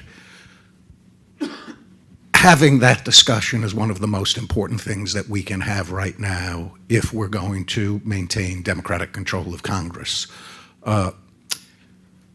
What other arguments do we have at this point that are actually going to inspire people to vote for Democrats going forward? Because I don't hear them being put forward with any regularity. I do want to, before the congressman answers the question, remind everybody that we're a 501c3. We're relentlessly nonpartisan. You asked a question which I'm sure the congressman will answer, but it doesn't reflect the views necessarily of the Institute of Politics and Global Affairs at Brooks Cornell. Well, happily, I'm not a 501c3, so I'm happy to respond. Look, I recognize that the issues that we've been discussing in democracy resonate with me, but they may not resonate to the same degree with everyone else. I do think that once we get beyond November and Donald Trump is running for president again, the country's going to feel very differently about the threat of Donald Trump. And we'll be reminded of just what a terribly divisive period he put the country through that we're still going through, and what a threat he represents. But we've got the midterms first. And I do think that it is principally the economy stupid in the midterms. And, you know, to put a finer point on what I would like to see our president and our party doing and saying is I think the president needs to be out there every day saying three things. This is what I've done, this is what I'm doing, and this is getting in the way. In terms of what I've done, last year I created 6.7 million jobs. No president in history has ever done that. I did that. Last year I brought unemployment down from X to Y. No economist, left, right, or center, thought that was even possible. We have the lowest unemployment we have seen in decades. It's only been this low 3 times in our history. I did that. Now I realize, well, our economy also in the last several months grew faster than China's. We beat China. By the way, have I told you that we beat China? Because we beat China. This behemoth economy that everyone says is so big and so threatening, we did better than China. Now, I realize that we still have a major problem with inflation, and I'm working on it. And here's what I'm doing on inflation. And you want to know something? I'm trying to bring supply chains home, and I'm doing this, and I'm doing that. And you know who's getting in the way? The Republicans are getting in the way. There's a bill in Congress that I'm championing that would bring back manufacturing, just for example, of semiconductors. We need them for our cars. They're responsible for our high car prices. We need them for our national security. We need to make them in America again. And Intel is willing, if this bill passes, to create tens of thousands of jobs in Indiana. You know, the Republican House members in Indiana voted against that bill. Now, why on earth would they vote against a bill that would create tens of thousands of jobs for their constituents, help attack inflation? I'll tell you why. Because the only thing they care about is trying to gain power, and if the country has to suffer for them to do it, that's okay. So, in my view, this is what the president needs to do. This is what we need to do. Talk about what we've done, talk about what we're doing, and talk about who's getting in the way. And keep it simple, and keep saying it over and over again. You know, the reality is, I mean, that's what I believe we need to do on message, and then we need to do everything humanly possible on turnout, on overcoming these obstacles that have been put in the way. If we do that, and of course, there are a lot of other messages too. If women mobilize and men too, around the Roe decision, As women led the effort in the midterms 4 years ago, we could have another historic midterms that not only defy expectations, but bring about another wave, democratic wave. I think we know what we need to do, and we need to get started ASAP. Adam, about 1,500 people have registered to view this online, and I know we have quite a crowd out there because I'm getting texts from former colleagues of yours and mine posing questions. I can't take all of them with respect to our former colleagues, but one says, I will take one, I won't identify him, but one says he needs to end on a note of optimism. And I began at the end of your book. I just want to set this up. At the very beginning of your book, you quote William Shakespeare. You chose William Shakespeare from Measure for Measure to begin your book. For truth is truth to the end of reckoning. Tell us how this ends well. Well, and I thank my colleague for that point, and I think he's exactly right. I titled this book Midnight in Washington because midnight is the darkest hour everywhere in the world. But it's also a hopeful time because we know that what comes after is filled with light. We're going to get through this. We've been through other more difficult chapters in the past, other convulsive times. We are a deeply resilient country. This too shall pass. I think when you're in crisis, as we are as a country, it's hard to see how it ends. Sometimes it's even difficult to see if it will end, but it does end. And to get back to that metaphor at the end of the book about how we're on this ship and we're not powerless to steer the ship to the destination we want. Let me get back to something that our former colleague will remember, and that is that we all have the power to influence our circumstances here. None of us are powerless, and I think the most debilitating thing is to feel unable to affect your circumstances. The key here is not despair. That's going to do nothing. The key has to be engagement, engagement to change the direction of our country. And if we do engage, if we do figure out, okay, at a time when the country is most in need of my help, what can I do? If we all ask ourselves that question, then we move the country in the right direction. Then we look back on this day as a time where we had to run a terrible gauntlet, but we got through it. So this too shall pass. Stay engaged, and let's bring it home. Congressman Adam Schiff, Midnight in Washington. Give him a big hand. All right, we have a concluding panel. You're in for a treat with Bart Gellman and Mark Zuckerman exposing threats to democracy. Grab your lunches quickly, bring them to your seat. We're going to start in about 8 minutes with that concluding panel. Adam, with more members like you, and quite honestly, John Katko, our Republican friend, this will have a happy ending. Thank you.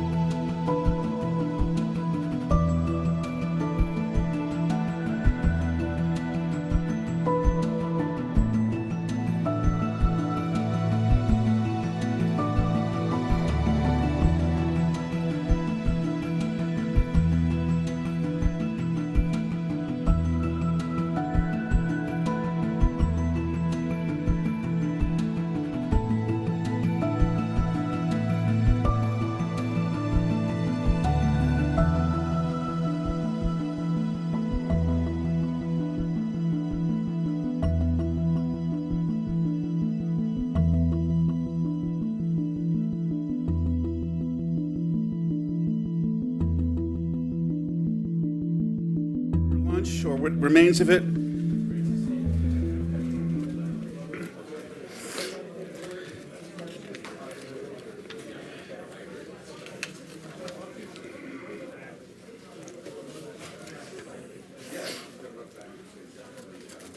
Emily, if you can help bring everybody up forward.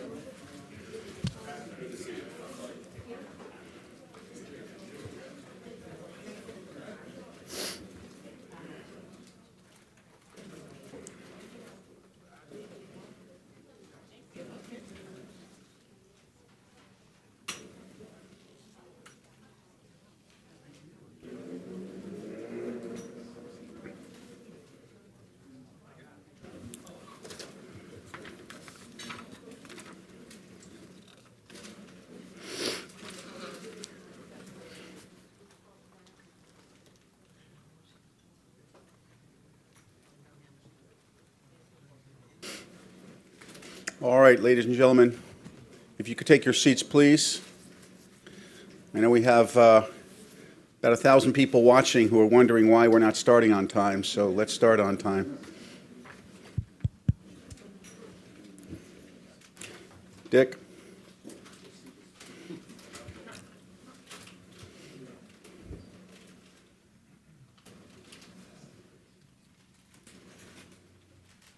I see quite a few people in the back. If you guys would take your seats, I'd be grateful.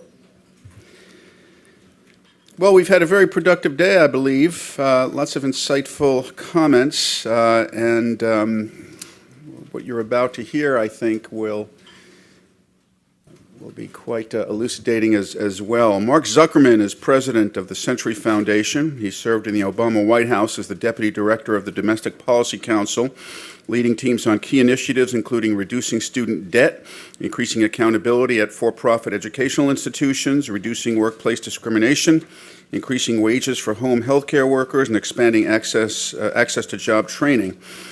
Prior to that, as staff director of the House Education and Labor Committee, he helped win passage of landmark legislation such as the Affordable Care Act, the Lilly Ledbetter Fair Pay Act, the Healthy Hunger-Free Kids Act, and the Student Aid and Fiscal Responsibility Act. Today he represents the Century Foundation, and he will be leading a conversation with the esteemed Bart Gellman. He's a staff writer at The Atlantic. He's the author most recently of Dark Mirror, Edward Snowden and the American Surveillance State, and the best-selling Angler, The Cheney Vice Presidency. He's held positions as a senior fellow at the Century Foundation, lecturer at Princeton's Woodrow Wilson School, and visiting research collaborator at Princeton's Center for Information Technology Policy, and now, of course, a speaker at Cornell University, which ain't bad either. Thank you very much for joining us. Mark, it's all yours. Thank you so much, Steve, and it's great to see you all. Bart, welcome. It's good to see you. I want to read something that you wrote in November of 2020 for Atlantic Magazine entitled The Election That Could Break America. And you wrote what I consider to be one of the prescient political observations I've ever read. You essentially predicted that President Trump would attempt a coup, and you were right in a lot of the details. But in the beginning of that story, you wrote, there is a cohort of close observers of our presidential elections and scholars and lawyers and political strategists who find themselves in the uneasy position of intelligence analysts months before 9/11. As November 3rd approaches, their screens are blinking red, alight with the warnings that a political system does not know how to absorb. They see the obvious signs that we all see, but they also know the subtle things that most of us do not. Something dangerous has hove into the view, and the nation is lurching into its path. Let us not hedge about one thing. Donald Trump may win or lose, but he will never concede, not under any circumstance, not during the interregnum or afterwards. If compelled in the end to vacate his office, Trump will insist from exile as long as he draws breath that the contest was rigged. Tell us why you wrote that story and how you think about what you wrote now in light of everything that's happened. Well, I guess I anticipated some things in that piece. I did not anticipate an actual violent attempt at insurrection on January 6th that would swarm into Congress and attempt to prevent the counting of the electoral votes. My thought process for that piece was that Trump had demonstrated by his character and by his whole history that he, and I think frankly by his mental processes, I do think it is hard to explain Trump without resort to the terms of psychiatry. It seemed obvious to me that there was nothing about the man that was consistent with a concession. And what I wanted to do was to explore what does that mean? What if you have a president with full command of the office and with charismatic command over many millions of supporters? What are the options available to him? If you have someone who is willing to do anything, what can he do? And it began with the fact that, to the surprise of many of us, elections actually require concession. An election isn't normally over until the losing party concedes. Through many decades of our modern history, it was not the official count, and in fact, there was no single official umpire, I mean to say, who could call the election. You knew when it was over when the loser conceded. Even say in 2000, in Bush v. Gore, a lot of people think that the Supreme Court ended that election. That's not actually correct. The Supreme Court made its ruling and stopped the recount. But Al Gore, especially because he was the sitting vice president, had arrows left in his quiver. He could have continued to fight. He could have said that he rejected this outcome and that this was up to the electors, and he could have put forward an alternate slate of electors in Florida. And in fact, he had people working for him, including Ron Klain, who were organizing exactly that, to put forward a slate of electors to reflect what they believed to be the actual outcome. And it wasn't until the day after the Supreme Court ruling when Gore said, I acknowledge my loss and I give my loyalty to our new president, that the election was over. If you don't do that, then you have, as we've now seen, all kinds of bad acts available to you to try to undermine the system. And we've had, in this country, we've had cheating before. We've had even cheating on a very sort of grotesque and naked scale, say in 1876, when the parties were openly cheating in the vote count. But what we haven't had before is a sitting president who casts doubt on the legitimacy of the electoral system. We haven't had a party that, by consensus, has told voters that they can't trust the vote count. And we haven't had systematic efforts, as we're now seeing, by one political party to take over and undermine the vote count and thereby to skew election results. When we thought about the election and the concern that Trump might not concede, I think a lot of people were discussing it in terms of, well, if it's close in one state, like in Florida for Gore and Bush, that we could see that being contested. But he lost by 38 electoral votes. And yet somehow has convinced 40% of the country that he won. How did he do that? There's an essential mystery in this. I mean, how do you just blatantly lie and carry along large numbers of your supporters? Well, I mean, there's motivated reasoning. There are lots of Trump supporters who didn't want to believe he could have lost. Everyone they knew was voting for him. He was getting huge crowds. They believed in him, and they simply didn't want to believe he lost. That happens in most elections, where you have lots of disappointed supporters of the losing candidate who don't want to believe it.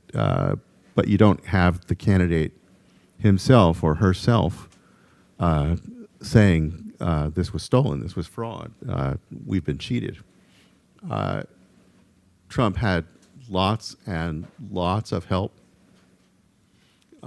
from operatives and lawyers around the country who were prepared to gin up preposterous evidence, quote unquote, and make preposterous arguments that, if you were inclined to want to believe them, sounded true. They would just make things up. They would say more people voted in Pennsylvania than were registered to vote. That's impossible. There must be cheating. Well, that wasn't true. It didn't happen. But it became an accepted datum in the giant river of sludge that was poured into the system with all these claims of fraud. They ginned up evidence. They repeated it over and over and over, and they had an audience that wanted to believe. You write about this conversation you had with Mr. Patterson, a firefighter, former firefighter, and tried to show him evidence that of how the election turned out. And you reported that you were a little frustrated because, despite the evidence, he was never persuaded at all to change his mind. Tell us a little bit about that, and is that representative of the challenge that we have in terms of the electorate? Yeah, this was an interesting case. It was a little dispiriting, but also, I think, illuminating. I went to a demonstration in favor of the January 6th insurgents, one in which the general thrust was they were being mistreated, they were political prisoners, they had to be released, and so on. And there was this sort of tall, handsome guy about my age, more handsome, wearing a firefighter's uniform, FDNY, so right here from New York. It was in Washington. By his insignia, he was a retired captain, so a person of substance. He had risen up in a meritocratic system, had commanded men and women in dangerous circumstances, and was using this aura of authority to lend support to his view about the demonstrators and also about the election.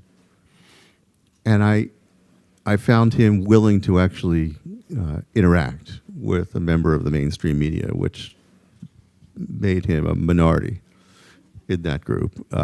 He was prepared to talk to me, and he said he sees himself as a fellow truth seeker with me, and was happy to talk. So I asked him why he believed the election had been stolen. And he started off with a statistical claim that he had read or heard, he wasn't quite sure where, but he knew it was correct. And that was that there were 14 million votes counted for Biden that exceeded the number of registered voters nationwide, that it was impossible that all those votes had been cast. It was clearly a setup, and that he presumed all of the extra 14 million votes that had been counted were for Biden, because no one was saying anything about Trump cheating. So everybody understood that the cheating came from the Democratic side. So I tracked down that claim. I traced it back to its original source, which came in the form of a tweet, which then got amplified on Breitbart and into a whole sort of pseudo-scientific claim. I showed how I found where the rebuttal had come, where it was comparing apples to oranges, so it was using the wrong sources. I won't bore you with the details. And I brought it back to him, and I sort of spelled it all out, and I showed him that. And he said, "Well, I don't know about that, but what about this?" And he gave me the next piece of proof, because he was fluent in many of them. He lived in that world. It was reinforced every day on the media that he was consuming. And so then he switched to the idea that the violence on January 6th was actually caused by agent provocateur from Antifa and also from U.S. Special Forces for some reason. And I asked him how he knew that, and he told me it was a certain retired general who had explained it on Rumble. So I went and found the retired general, and I interviewed him, and he didn't even pretend that he had any evidence for it. He had a sort of preposterous explanation for why he said that, and then I got a call from his son, who said that he wished I wouldn't interview the general because he wasn't all there anymore. And he hated to say anything that would make his dad look bad, but couldn't I just not write about it? He didn't know what he was talking about anymore. And I brought that back to firefighter Patterson. And he just didn't believe me. He was immune to evidence, and I'd always believed in my career. I'm a empirical person. I'm a person who believes in trying to find out what's true and displaying your evidence and being transparent about how you know what you know. And I was raised to believe that reasonable people of good faith would respond to evidence, and I found that just wasn't the case here. And the guy's not an idiot. He's emotional, but he has all the appearance of reasoning, and he's not. And it honestly made me wonder how journalism is supposed to respond to a society in which there are so many people like him. So Bard, after you wrote this piece in 2020, essentially predicting a coup, in December of this year, you wrote another piece, something that I feel like is, and many people felt like is even more scary. It's called Trump's Next Coup Has Already Begun. And I just want to read the way you started this off and have you talk about it a little bit. Technically, the next attempt to overthrow a national election may not qualify as a coup. It'll rely on subversion of more than violence, though each will have its place. If the plot succeeds, the ballots cast by American voters will not decide the presidency in 2024. Thousands of votes will be thrown away, or millions, to produce a required effect. The winner will be declared the loser will be certified president-elect. The prospect of this democratic collapse is not remote. People with a motive to make it happen are manufacturing the means. Given the opportunity, they will act. they are already acting. What do you mean by that? Yeah. It does sound bleak when you read it back to me, I will say. What I mean by that is that Trump and many people operating independently around him or in support of him are carefully analyzing why the attempted coup failed in 2020. What means were chosen, what paths were pursued, what obstacles arose, and what stopped it from working. And they're setting about systematically to root out those obstacles and to create the conditions in which the effort will work next time. And so look at what's happening in Georgia, where they're about to vote. You had a Secretary of State who was a lifelong Republican and a Trump supporter, who nonetheless was not prepared to manufacture votes in favor of Trump, did 3 full counts of the vote, came up Biden every time, and refused Trump's demand that he find 11,780 votes that would flip the results of the election in favor of Trump. So how did Trump and the Republican Party respond to that?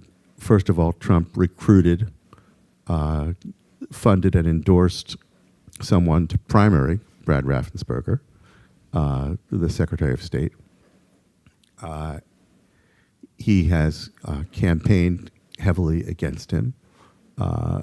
He has made his name a dirty word in Georgia Republican politics. Meanwhile, the state legislature, while also passing a number of other vote restrictions, allegedly in the name of election integrity, changed the law so that the Secretary of State no longer is the one to certify who won the election. Just in case Raffensperger wins, he will no longer have the power to certify elections. Instead, it will be a board selected by the legislature that will do the counting.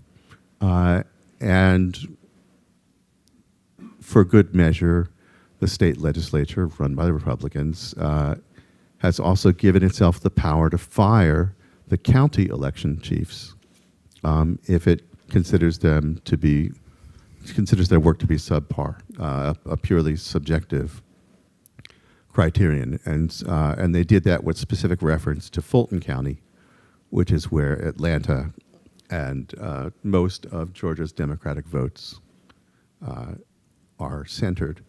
And so they've given themselves multiple paths to roll over the next Secretary of State who tries to stand up against pressure to reach a preordained result. This is happening in Michigan.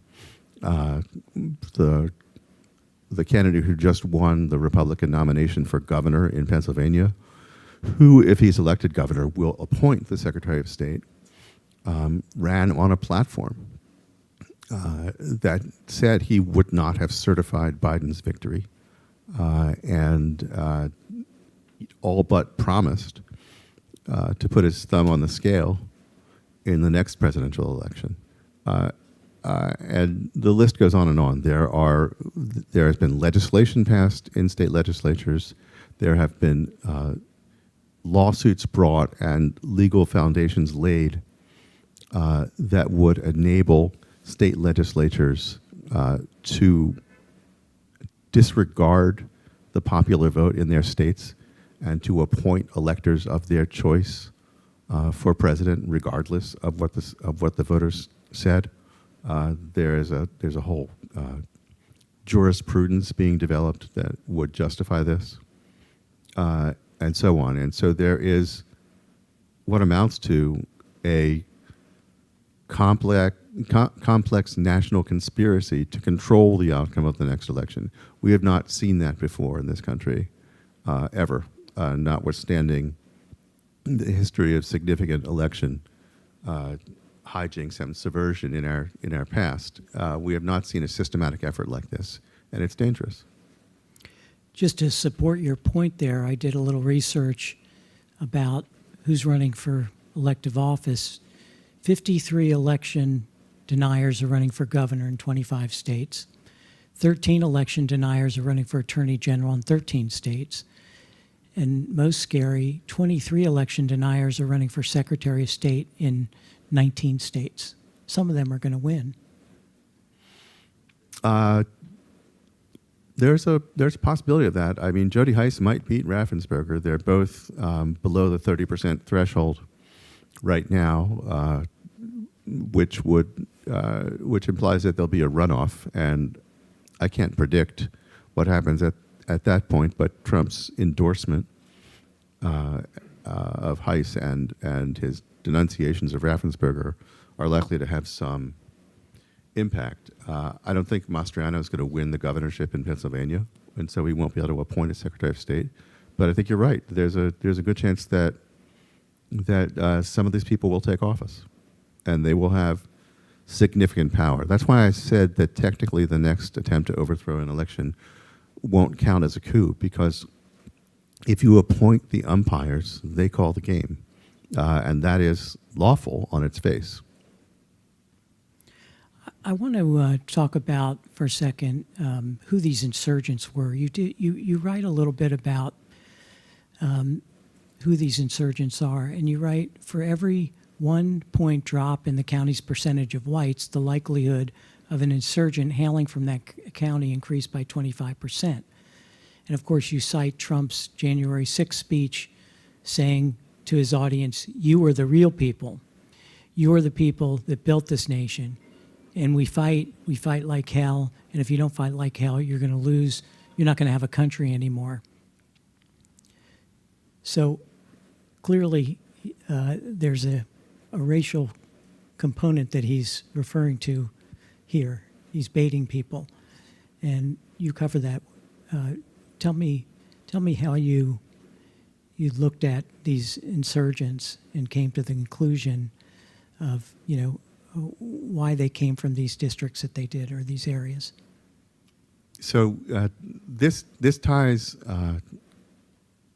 electoral fortunes to what just happened in Buffalo, because it concerns the Great Replacement theory. There are people in this country, and a significant number of them, who look at the coming census projection that says that by, I think it's now forecast for 2045, whites will no longer be a majority in this country. They believe that they're losing their country, that they're being overrun by black and brown people, that they're being replaced as privileged in the privileged positions they held in power in this country, and there are politicians who are exploiting that, including Trump. And the research about the 1% that you mentioned, that was done by a professor named Robert Pape in Chicago, and he looked for. He collected data on all of the many hundreds of people, it's nearing 1,000 now, who were arrested for crimes on January 6th, or alleged crimes, and got demographic data on them. He knows whether they're employed or unemployed, their age, their education, where they're from, and he explored a number of elements to try to see what they had in common. And the one thing that stood out was they were much more likely to come from counties in which the share of the white, non-Hispanic population was on the decline. That's true of the Bronx, by the way, where this firefighter Patterson is. The share of the white population in the Bronx in the last 10 years has declined by about 2%. And the visible evidence around them of their loss of dominance seems to have frightened them and given them motive to want to change things. And Pape also did research in which he looked for people who shared that view, who believed in the fundamental idea of the Great Replacement. And he found they were also much more likely to believe two other propositions. One was that Biden is in office by fraud, that the election was fake, and specifically that violence is justified to restore Trump to power. And that amounts to about 20 million Americans who believe that. Now, whether they're just talking or whether they're willing personally to be involved in violence is unclear, but it's a disturbing number of people to say that violence is justified to restore the losing candidate to power. I want to read one more thing that you wrote, and then I'm going to open it up to questions because I know there's many people who've told me they would love to ask you questions about the things that you've written. But let me read this. There is a clear and present danger that American democracy will not withstand the destructive forces that are now converging upon it.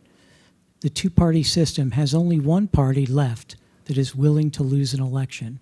The other is willing to win at the cost of breaking things that a democracy cannot live without. Democracies have fallen under stresses like these, when the people who might have defended them were transfixed by disbelief. If ours is to stand, its defenders have to rouse themselves. You are trying to alert the country that there's a very, very serious challenge to the core of our democracy. Isn't that the point of your two pieces taken together? That is exactly the point. I am trying to say, wake up. I'm trying to say there is a meaningful threat here that we are, by our nature, not inclined to believe. We think of ourselves as the oldest democracy, as a stable democracy, as an evolved country. Many people are not prepared to believe that we could lose that. And I'm saying that according to historians and political scientists who study these things, and according to the signs that I'm reporting in these articles, we are on a path in which that outcome is actually possible. And the paradoxical thing is there are in America, there is in America a substantial group of people who believe that we could lose our democracy and are losing our democracy, and those are the Trump supporters. Those are the people who believe the election was stolen, who believe that our electoral institutions have been subordinate. They're exactly the wrong people who need to believe that, because they believe it based on false information and false assumptions. But the people who need to understand that democracy is at risk are not right now energized. Let's open it up to questions for Bart in the future of democracy. One in the back.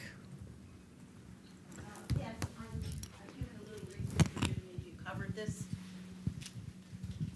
But it used to be that the courts were available to right some of these potential wrongs constitutionally and even on locally. And I know that Trump spent a lot of time putting in judges all over. And I'm wondering if you could comment on not really having recourse now should things like this continue to occur.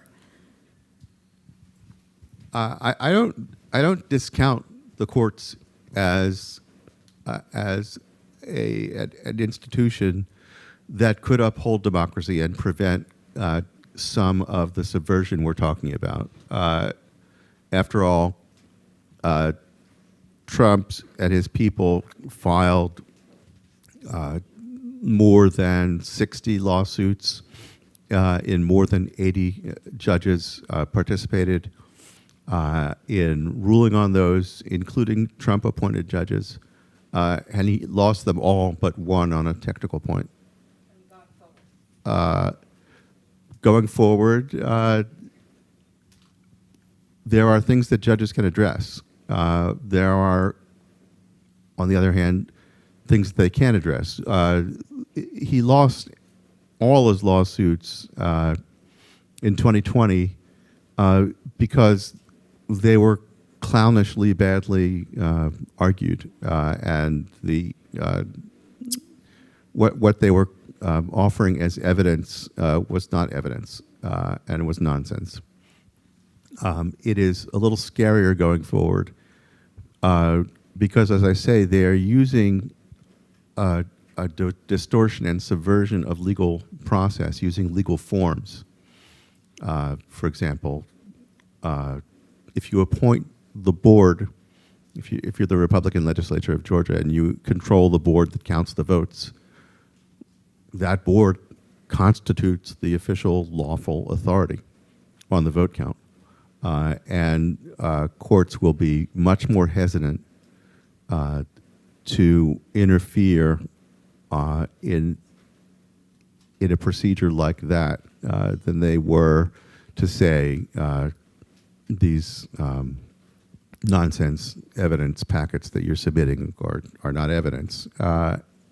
There's also an important constitutional question that was not reached in the last cycle that might be reached this time. There were many disparate elements of Trump's effort to overthrow the last election, but the one most critical path to his victory, despite the actual outcome of the vote, was the control over the electors. And so Trump was trying up until the very last moment on January 6th to persuade Republican legislatures in states that Biden had won narrowly, and those included Michigan and Pennsylvania and Wisconsin and Arizona and Georgia. He was trying to persuade those Republican legislatures to appoint electors that were for Trump, notwithstanding the results of the election. That comes from Article 2 of the Constitution, which says that electors will be chosen in any manner seen fit by the state legislature. So all elections, all legislatures now for more than 100 years have said we're going to do this by election. We will have a popular vote and that will choose the electors. The Supreme Court has ruled that the state legislature can take back the power if it wants to appoint electors. It has not ruled that the state legislature can do that after the voters have already voted. But if, for example, Michigan wanted tomorrow to pass a law saying that in 2024 we're choosing our elections in the legislature, it pretty uncontroversially could do that. Uncontroversially as a matter of constitutional law, very controversially as a matter of politics, and no one's likely to do that because the voters would hate it. But there is a doctrine that's been proposed that says that the legislatures are supreme in the matter of electors, and that legislatures can simply say that we believe this was a failed election, that the vote count has been hopelessly poisoned by fraud, and that we have no choice but to appoint electors according to our understanding of who won. And there are 4 Supreme Court justices who have indicated their agreement with that doctrine. And There's a fifth, Amy Coney Barrett, whose views on this are not known. So under some circumstances, this could go to the Supreme Court in a way that that set us up for a loss of democratic consent. Other questions? Okay. Yes, right here. John. Thank you so much, and thanks for all your work, which is enlightening to say the least. I want to pick up on something you said 10 or 15 minutes ago, which is the question you posed almost to yourself about what is the role of journalism when your audience is filled with Captain Patterson. And it would be great to get your thoughts on what's the answer to that question and just a sense of your own feelings right now about how do you share your knowledge and writing in a way that gets through to more people. It's a hard question, and I am asking it of myself, and I'm happy to hear suggestions.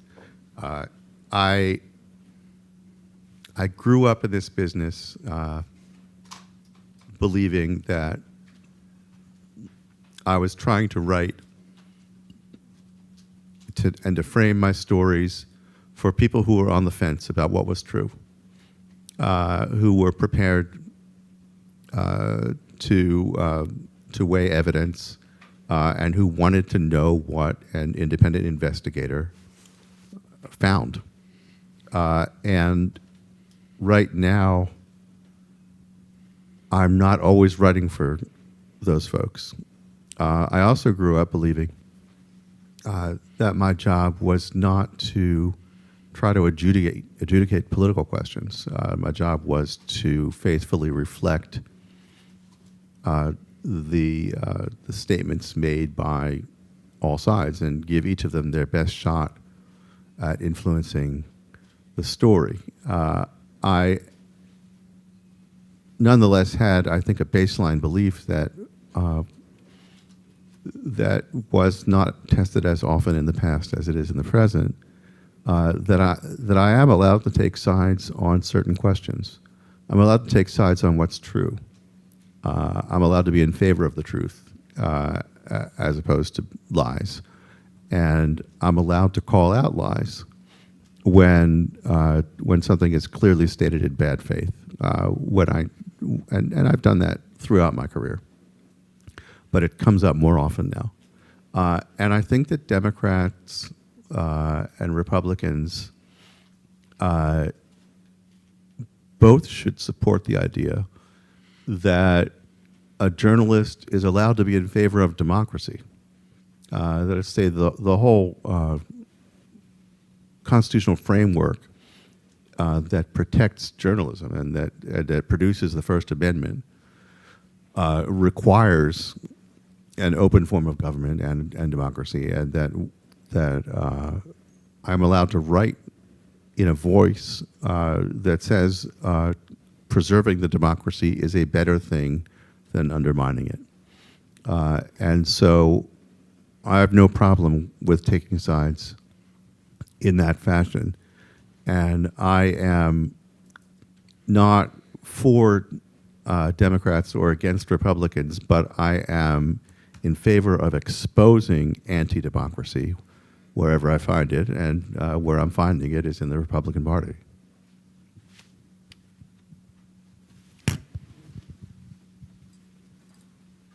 Thank you very much. Very sobering. I think you're a little too optimistic, actually. I think eventually, 2024, 2028, you have tens of millions of people that are under a delusion. And you've alluded to it. I think it's very difficult to have a logical argument when someone's under a delusion. And Adam had mentioned earlier about personality cult, and this strikes of a lot of cultism. And I think the skill set to get out of this is brain deprogramming. And as long as people are actually believing what they believe, there's no way out of it. If you have 20 million people that believe that, maybe 30 million, 40 million, and I don't know the answer. I mean, that's just my thought. I'm curious to get your thought on it. On how do you deal with someone who's literally under a delusion? I think one way you deal with them is by defeating them. There are probably more than 30 million people in the country who believe the election was stolen. It's about 70% of Republicans, it varies from poll to poll, who say the election was stolen. But that's still well under 1/3 of the voters in this country who believe the election was stolen. They're not the majority. They think of themselves as the majority, but they're not. And my ultimate optimism is based on the fact that no one can steal the election unless we let them. And the majority of Americans don't want to let them. And so we simply have to be energized and engaged and treat this as the existential threat that it is. And I believe that that we'll win, that democracy will win. A point and a question. Thank you, Barton Gellman, for joining with us. Thank you, Mark, for your leadership. I don't think you were here when we had a polling presentation on electoral attitudes towards democracy. And so I would like, I'm going to send you that information because one of the revelations from this poll of national population and 2 battleground districts is the one thing that unites Democrats and Republicans across the board on the issue of preserving democracy is that politicians shouldn't count votes, that we should have professionals counting votes. You shouldn't be able to say that the Secretary of State won't do it. You shouldn't be able to appoint your own electors. You should ensure that votes are counted fairly. And the intensity level of that is about equivalent with Democrats, Republicans, and independents. So that's something I hope that you will take a look at. I found it to be quite illuminating. Question is this, and we're going to wrap in 5 minutes. I don't know whether you're familiar with the University of Chicago professor J. Eric Oliver. He wrote this wonderful book, which I commend to everyone's attention, called Enchanted America. And in his book, he argues that we are now divided into 2 tribes, but not the tribes as we're accustomed to being described. We're a country of rationalists and intuitionalists. And so I want to apply that to our firefighter friend, Mr. Patterson. When you talk about bringing the evidence back to him, and he discounted that empirical evidence, discounted the truth, kind of doubled down. According to J. Eric Oliver, he's an intuitionalist. Facts just don't matter. In fact, his amygdala ignites when you approach him and say, here's what really happened. His amygdala ignites, his fists clench. He has a tribal truth that doesn't agree with yours, and you're delegitimizing him. So those are the intuitionalists. They think with their guts. Nothing pejorative about that, because to an extent, all human beings think with their guts at a certain point. On the other hand are the rationalists, who are the Mr. Spocks of American politics. Not interested in emotion, not really that empathetic. Just give me the 42-point plan. That will solve this problem. Give me the data. Let me see the empirical proof. And that's all I need. And so there's a clash in the country between these intuitionalists and these rationalists. Now, in the old days, I know this is turning into a speech, not a question, but I promise I'll get to the question. In the old days, we were built with both, right? We acted on intuition, and we also acted on what the dorsolateral prefrontal cortex told us, where reasoning resided. But now, because of social media, cable television, gerrymandering, residential sorting patterns, we're either acting with our gut or acting with our reason. I'm wondering if you agree that that is a part of what is eroding democratic norms in the country. There was a lot there, I know. That's actually really quite interesting, and both the polling data you described and this book just now, it rings true to me that there are people who are much more inclined to trust intuition and emotional resonance. And there have always been those people. It's part of human nature. What makes this time different is that they have the support of elite leaders to go in the wrong direction. They have the standard bearer for their party, and they have the vast majority of senior party officials who are going along with a literal party line that an election was stolen and that you can't trust the system. And I think that we will revert to historic norms when those party leaders are no longer saying those things, and that can only be when they're defeated. That they're going to have to find that this model does not bring them into office. Now, if not for fear of Trump, large numbers of Republican politicians in this country today would not be saying those things. They clearly don't believe it. I mean, much of the party base does believe it, maybe dominated by the intuitionalists.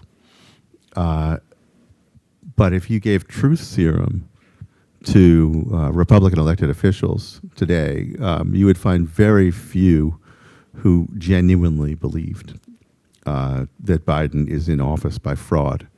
They are operating either from fear of Trump and from and fear of their base, or opportunism. But it's quite cynical in either case, and it is because it's self-interested behavior.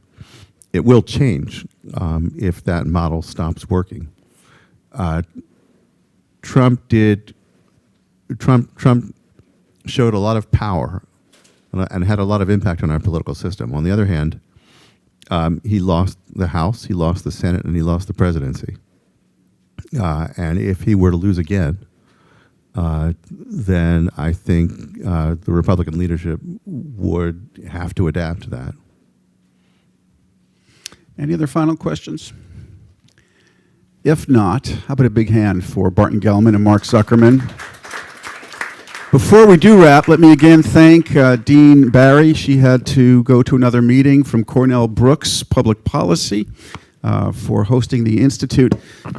All right, I have talked to Professor J. Eric Oliver from Chicago, and he will be a future speaker. This kicks off a series called Topics in Democracy, both here in New York and in Washington, D.C. You'll be invited to future events. I want to again thank Dick Ravitch for his support in endowing this collaboration. Thank you so much, Dick Ravitch. Big hand for him. You can find out about our future programs by just going on Google. You can just ask for Cornell Institute of Politics, and our website will come out. To those who, I'm sorry?